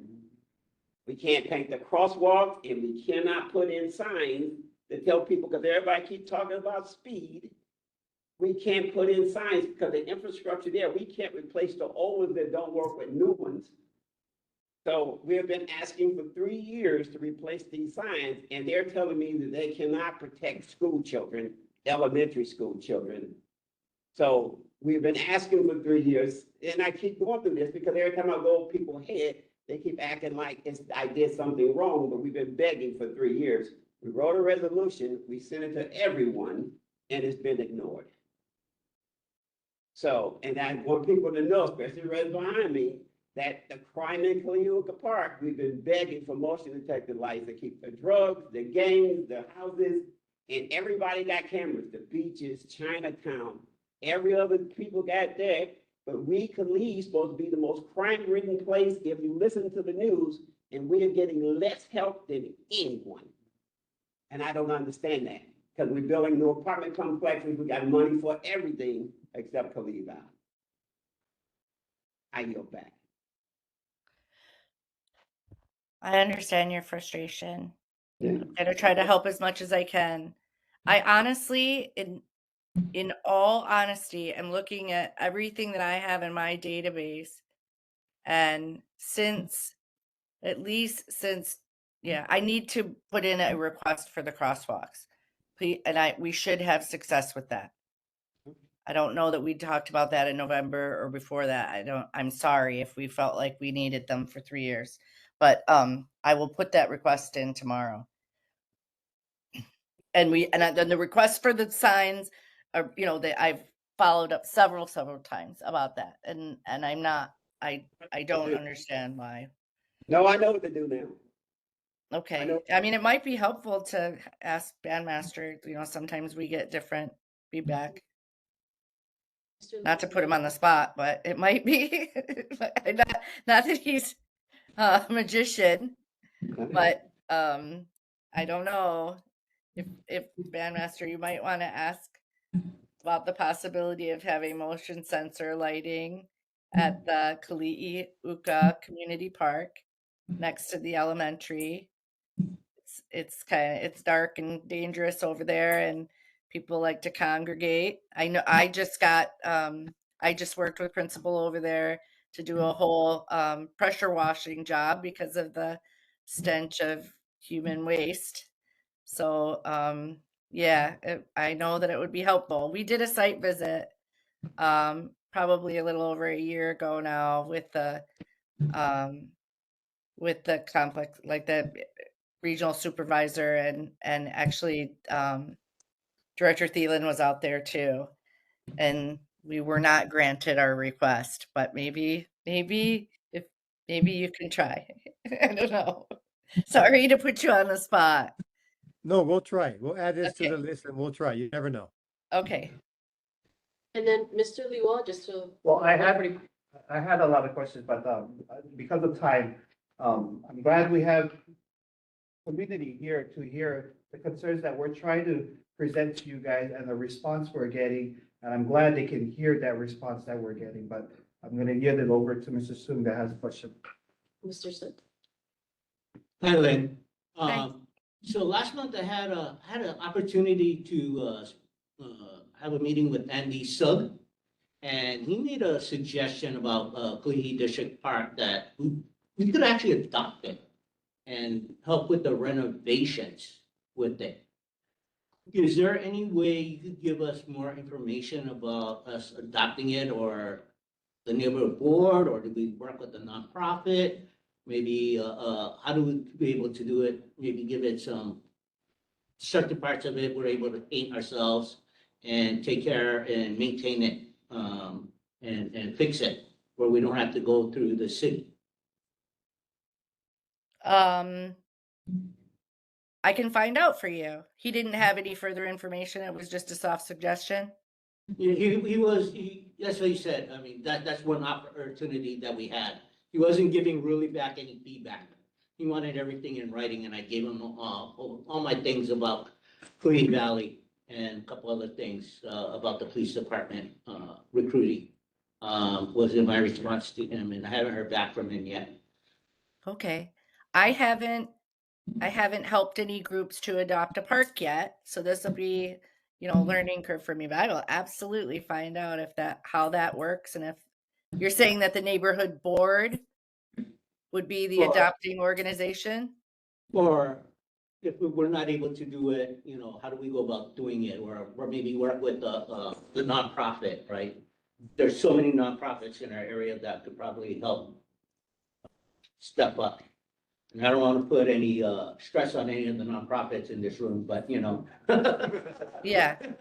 We have two of them in this room, but we could probably work with them and have them be the sponsoring or something like that, because they'll benefit from it too, right? With the parks. Sure. I hope we can make it happen. I'll look into it. Really quick. Man, you know about Safe Place, right? I'm trying to figure out why they're not being moved or into our like parks or the organization, because it sounds like they're a really good organization. Haven't dove deep into it, but they said it was voted on by the councilman and everyone else to acknowledge Safe Place, but they're having a hard time moving or getting into the places they need to save children. And our district park, Kalihi Valley District Park, right around from all of our development homes, is where they really need to be. Do you know why they're not getting any traction? I don't. I was surprised to hear that. And I was very surprised to hear that. And I don't want to mess with his process, but I would be more than happy. What is his name? Bill Humphrey. Philip. Yeah. Yeah. I'd be more than happy to try to work with him so he could at least get some answers. I mean, it's an excellent program. There's obviously a need. I'm not sure, but he said it was fun, there might be some grant funding that they need to expand to be able to meet their outcomes. So I would be more than happy to try to help, help with that communication. If, I mean, that's what our office can do, is try to oh, hi, Phil. I'm Liz. Right. They told me to come back up, so. Hi. Okay, so I guess that, we were just touching on this, on the problems that you may have been having with city being able to get your safe space program into the parks. Yes, so the two district parks, and don't ask me what their names are in Kalihi, it's been a long day. But no, we've definitely reached out, gone to the program manager or the site manager, whatever you guys call them. And, they say, oh, this is great, blah, blah, blah. We got asked to higher ups and we don't hear nothing. Like, we get ghosted. So like, if I can get somebody like you or higher up to listen to the sales pitch, the amount of work is like 5 minutes max. The training of the staff is the longest part, and it's about 30 minutes. And we talk about the fears, the anxiety the staff might have dealing with a young person, which is kind of scary when it's like, an example, one of the libraries, they're freaking out. I was like, but kids come to you guys all the time. Why are you freaking out that a young person's coming around? So the same thing, the fears that we want to help squash, like, we do all the work. You're just making a safe location for a young person. Okay, that's where I want to get some clarification, because now I really do think that I'm understanding. You're not even asking for anything brick and mortar. No. This is very much like I grew up with the Helping Hand. The Helping And Hand, then there would be someone in my neighborhood that was trained, that I could go to, that was trained as a safe space person, that I could say I'm having a problem, right? And then they would know to call HPD or another agency to get help. The crime dog for my age, when Mhm. I was. So same thing, see the logo, hey, I can go get help. And then the location just keeps them safe, like in the break room. and they call us. If the kid runs away, that's on the kid. No one has to chase them. We come out and handle everything else. Now, if a young person says, hey, I'm running away from my pimp, okay, that place needs to follow their P&P mandated reporting. But it's really keep the kids safe and we come in. Ideally, 30 minutes for us to respond. Ideally, less than an hour going out to Y&I. Got it. We're on call 24/7. The phone's right here, like for a safe place. It's on Sure. me. Sure. Just We just probably need to help you with the rollout. We probably just Yes. need yes. So can someone please make sure that Phil has my contact information? vice versa. Please help me out. I will email the two of you together. Awesome. And Because of also, timing. and also, Gotta get this when, going. can we get this into Honolulu Hale? Take places into Honolulu Hale? It's not that it's so get people trained up so we can have a placard there so people would know that it was Yeah. a safe space, maybe. But the parks make it perfect. Yeah. Yes. Yeah, I think that we're just having a problem with messaging. So let me see how I can help with that. Let's talk later. And so we go kind of go home. I'm ready to go to bed. Sorry. I like to come. Okay, so we will move on. Thank you so much, Lynn. Okay, Lynette has one response. Hi, Lynn, I just found out that the concrete bench, you're talking about the one at the pool, right? Kalihi Valley District. Yeah. Yes, ma'am. It has not been fixed. Okay, good to know. Okay, Thank you. I'll Have follow a up. good- Let's say, and take care. Thank then you, we will- guys. Thank you. We will move on to state and federal elected officials, Governor Josh Green, representative pending assignment unless, okay. So, the Wait, table, just. I know that's tabled. Can we make sure that there's a representative from the governor's office? This is like, since I've been on this board, he's never had a representative here, and we have to make sure that someone is here to do a report. Kalihi Valley is important, so they gotta listen to our concerns, and we need to hear what the updates from them. Just a feedback. Is it okay if we don't have a representative for the next month? Should I just not put it on the agenda at all? No, leave it on there. Leave it? Because Okay. They haven't had a representative in any of the boards for a year. Okay. No boards. Right. No. Okay. Just wanted to be sure, but thank you for expressing that. We will move on to Senator Donna Mercado Kim's office. Kathy asked me to go first. Oh, okay. So Representative Ikaika Hasi first. First of all, I'd like to introduce Tambry. Have you met Tambry Young? Tambry works in my office and longtime Kalihi resident. So thank you, Tambry, and Suzanne also for her response for being here. Okay, so wanted to mention real quick, I'm going to just respond to a bunch of things that were mentioned earlier this evening. So Mr. Franklin, conveyance, the Bureau of Conveyance is a state entity, so Yes. we'll look at that as a state issue. Right. We recently me and Lynn met with the pantry, which is,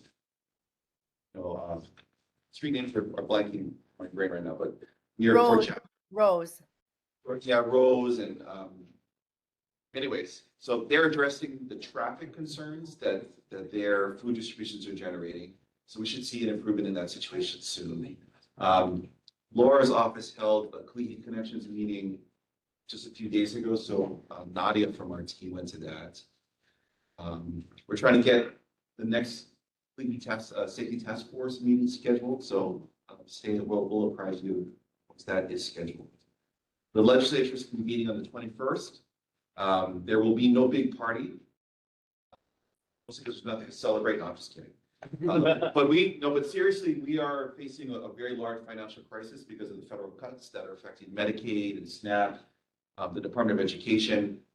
We just had a briefing this morning with the DOE, and they informed us that just today that they received notice of another loss of federal funds. So this is an ongoing, very serious situation.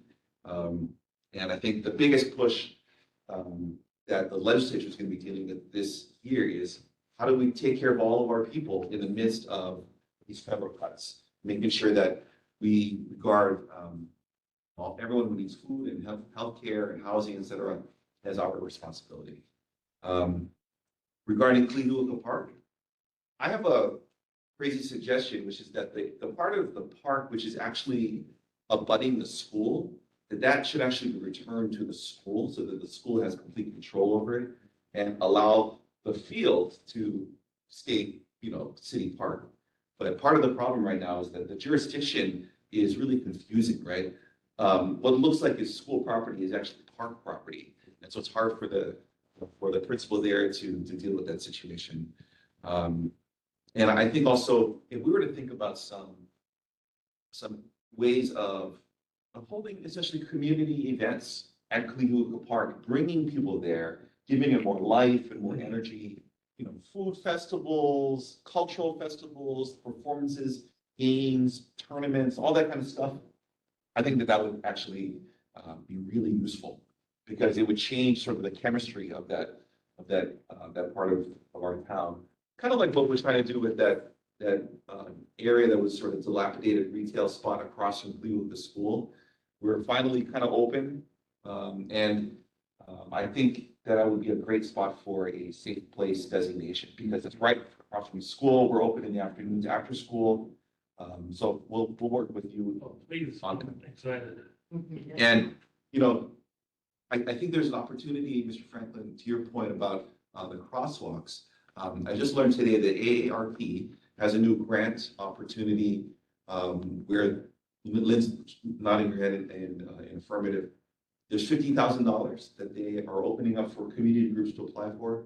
Let's ask for money for paint and maybe we would do like a mural, like a nice mural on the ground to celebrate the Kalihi community. Kind of like what has been happening in other parts of the city, where it, as a way of making the area more pedestrian safe or bicycle safe, they actually do a nice mural on the asphalt itself. And it serves the purpose of a crosswalk painting. So, if you guys are interested in that, we can help with applying for those funds. And unfortunately, I mean, I agree, I feel a lot of times like Kalihi gets ignored. We actually pay a higher property tax per property value than other parts of this island that are much more affluent. But we're not at the top of the priority list for things like sidewalks, things that we absolutely need to make our community safer. So that's what we're working on. If you have any questions, talk to Tamri. So about the budget, right? This is my suggestion. Okay. The governor, he started off with under $200,000 salary. By 2030, he's going to be making about $300,000. Why don't we roll back his salary, the director, deputy directors, and unfortunately your guys' salary before you start cutting and talk about keeping our taxes high, right? I mean, if you guys aren't able to balance the budget, why should he be getting a raise in a time when the rest of the country is very prosperous? Another thing that's happening, and this isn't about the budget at the moment, right? California AB 5, it's a trucking bill. Private trucks aren't able to deliver cargo into California. So trucking fees in California has doubled. So goods coming from Texas or all over the place going to Long Beach, where we get our goods and services, are going to go up because of California. Not only that, 2 refineries have been shut down. We don't get majority of our gas in California. Nevada does and does that too. But at the same time, we do get some of our gas from California. So it's going to affect our gas prices when the rest of the country is getting $2.25. So we should have a lawsuit class action lawsuit against California for what they're doing. And it's affecting our interstate commerce. So that is definitely doable because it's not only affecting us, it's affecting Nevada, Arizona, Portland, and of all the neighboring states. That's what we should be focusing on. And, that would fix our budget right there because that's a good enough thing. Fortunately, all my coworkers are going to suffer, but I don't care. It's been about 2 minutes. And one more thing. Tax breaks, right? You should, for the lower people, you should keep it, right? Yeah, we're gonna keep, absolutely. There's 4 billionaires in the state of Hawaii, right? there are four major ones in Hawaii, right? I mean, multi-billionaires, right? If we raise their taxes, what's keeping them to stay in Hawaii? They're gonna go back to the mainland. So we're gonna lose our billionaires, the ones that are actually paying taxes. So don't raise them too much, because they're not gonna stay. So just on that point, James, there was, in Massachusetts, in the last several years, I don't know exactly what year it was, I'm sorry, they did a higher, what's called a surtax. So just like a surcharge on top of the existing taxes, specifically for millionaires and multimillionaires. So not billionaires, but just millionaires. And they found actually that, there's a lot of concern that those individuals would flee the state and seek, lower tax places. They actually found the opposite, that they actually made more money, that more of those people came to inhabit the state. Just because people like living where they want to live. And people will come to Hawaii not because of our tax regime, which is horrible, right? We all know that.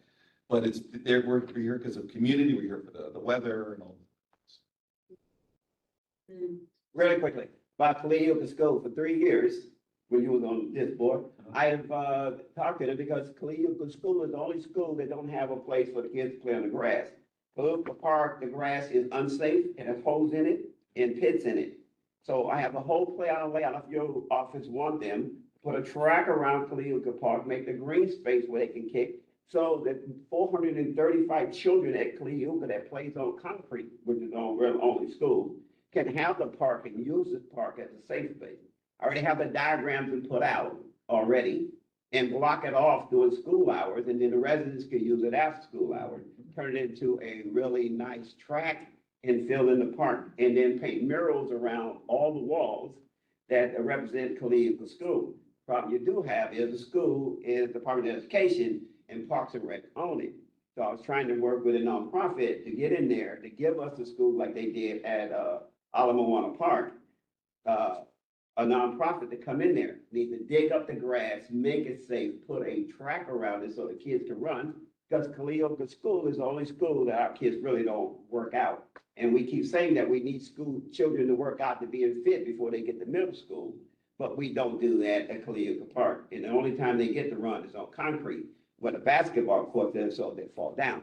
So if you can help me, that'd be great. I would like to give the 430 Kalihi Valley children a place to play on green grass with a track they can run around, which is blocked off. But I have all the plans already ready for you, and I already have the murals you can pick from the 15 I have to put on the wall. So let me know when you're ready. Send them over. Okay? Thank you. And then Mr. Liu had a question. Yeah, real quick, I like that idea about using Kalihi Park. And so as the Pastoral Council Chair for the Mount, we thought about using that and going back to Easter egg, when they used to have Easter egg holiday on Palm Sunday. So that's one thing that I want to work with you on that. And thank you for coming to our Santo Niño at our fiesta at our church. And so we appreciate you coming out and showing your support for our community and our person. So thank you for that. I think Simeon had his hand up. Yes, and Simeon, Mr. Rojas. Yes, I just wanted to point out, like, the most priority concern for us is just having, people in the community are asking, is the most foremost is our safety, the safety around that area, where we're asking for I think Mr.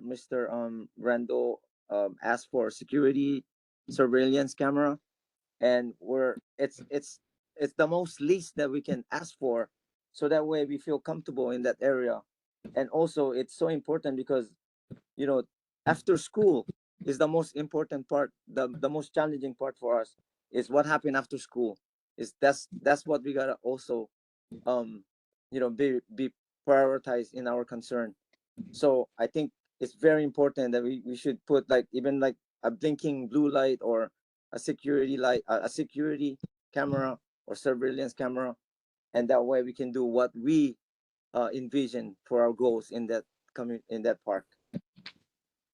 That's a good idea, Simeon, and thanks for raising up what Brandy was saying. One way we can do this quickly, maybe, is because I found in the legislature that sometimes we're not that fast. Obviously. But maybe we could ask the retail shops around Kalihi School or around the park to have cameras pointing at the park. Just in our windows, pointing at the park. Because we can do that fast. But the thing is that it's the city park, and and also it's with the state. It's the state school.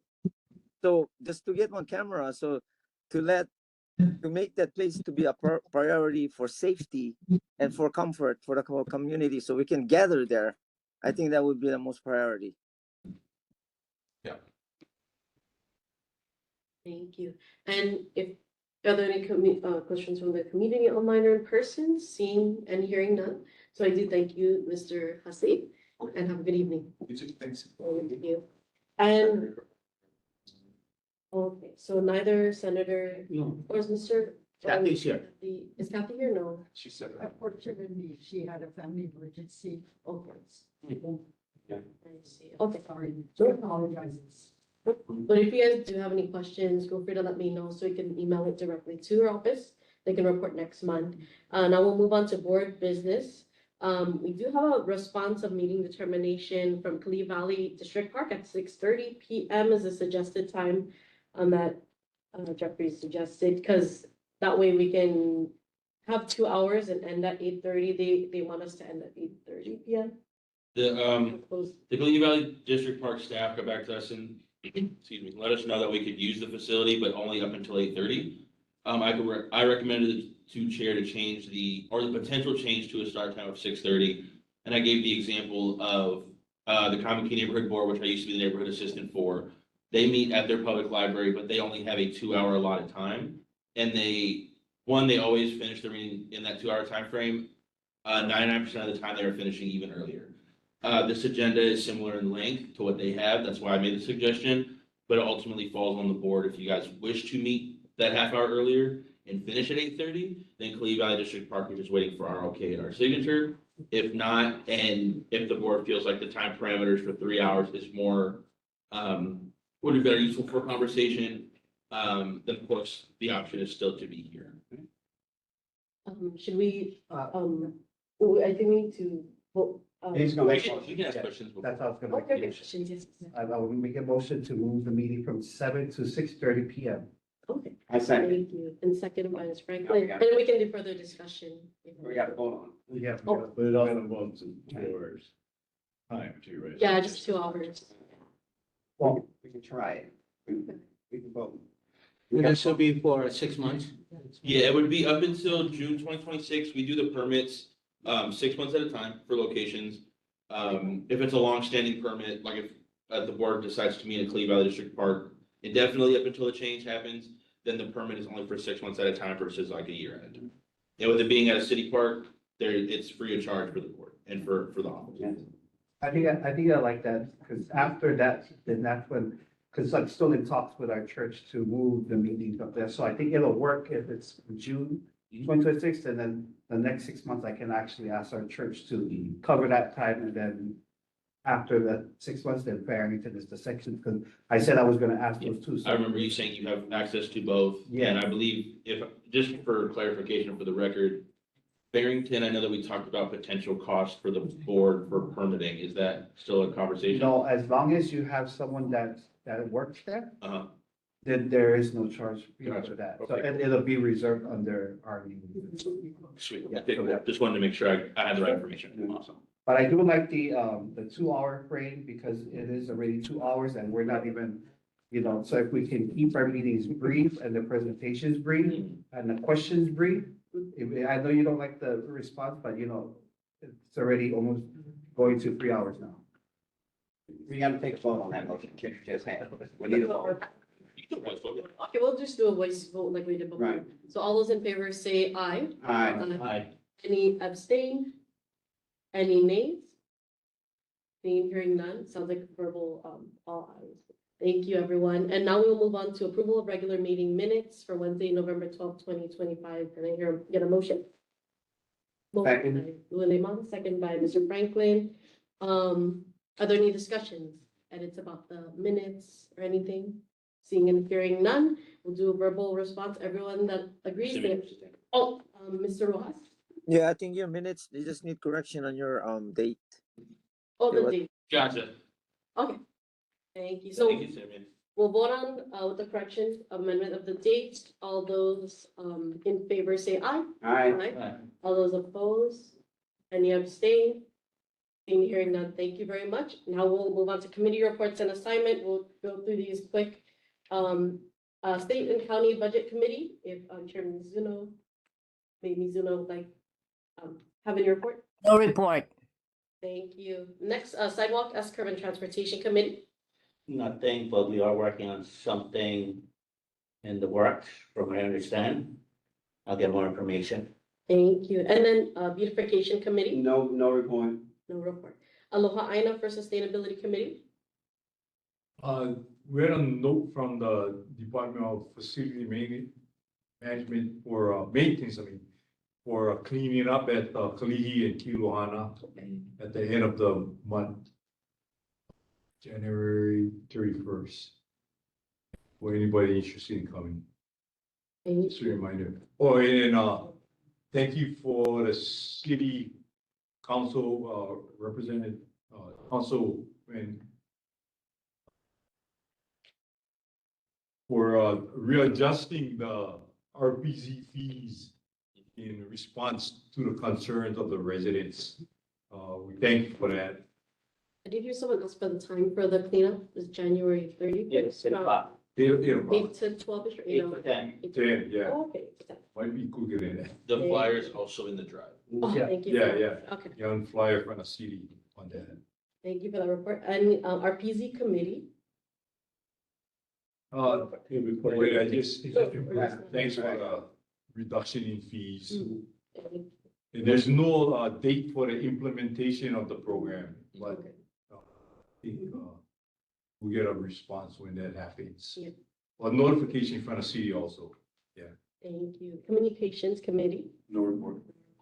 resolutions committee, No report. joint committee. Yeah, I have a few things that I want to mention. So there is a English as a second language class coming up. It's going to be at the Pack Family Center, starting January 13th to March 10th. It'll be at the Pack facility. The court wants interpreters for the Hawaii State Judiciary. They're paying $35 an hour.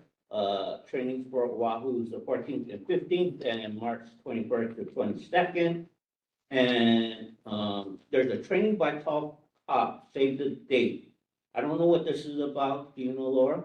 Yeah, it's, Mount Cloud is an organization that goes around this nation and teaches about how you can identify people who are under that influence in public places and how to address it, how to approach, what do you do if you see it. So that's what that workshop will be about. And the new names of drugs and the street names, all that stuff.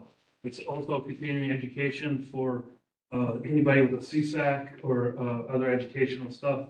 And it's all being done by Work Hawaii in their programs. And they're part of the coalition. But we don't know the time yet. The time, started, a new flyer is 9:30 to 10:30 on the date. That's it. Yeah, February 6th. And then also, this Saturday, I have my top story. It's gonna be at the Decision Park. We're, talking to residents at Kalihi Valley, homes. So that's what this Saturday is about.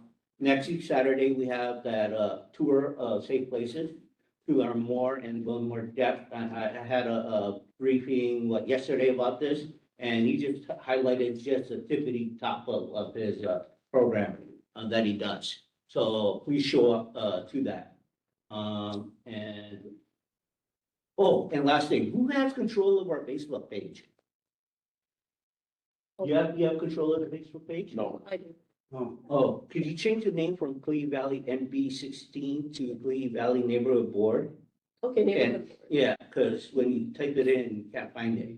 Okay. And then for that and for Instagram, and then if I can get access to it, so I can, whenever I get things from PAC and all those other organizations, I'll put also all that stuff on there. Well, we will have to do that. I'll give it to you That's then. protocol. Yeah, so we can put it. Yeah. Should come in. Yeah. But thank you so much. I was gonna ask too if I could take, or should I take a picture? Laura, can you send me a new flyer for, Oh, you're getting to the 8 o'clock tomorrow morning. The whole list coming your way. okay, Electronic, so you can forward it. yeah, I'll forward it to her and then Yes. we'll post everything. Perfect. Electronic would be best. Thank you so much. And we'll move on to chair reports. So any committees who did not submit their meeting minutes, please submit your minutes as soon as you can to the NCO. Give me half a page with the date, time, place, attendance, and what was discussed. Must note any decisions made or just state no decisions made. As well as NCO, a reminder to send NCO your picture and a bio for the public. This is to our board members. Yes, Mr. Liwa. I'm sorry, are you done with your report? Yeah, I'm done with, I was gonna ask for any other announcements, yeah. Okay, so, yeah, so where does how do we get, as far as implementing a new committee into the committee reports? Because I talked about education, and so we didn't have that discussion, so. We can put it on the agenda. You get, just like the establishment of a committee. Right, you gotta do that for the next month. Yeah, she said she was gonna put it on for this month. Well, we would need to establish the committee first, and then so, for example, it would be a board, business item, establishment of education committee. And then the board would take a vote, to establish the committee, and it sounds like, of course, you want to volunteer as the chair of to be chair of the education committee, and then from there on out, you can hold committee meetings.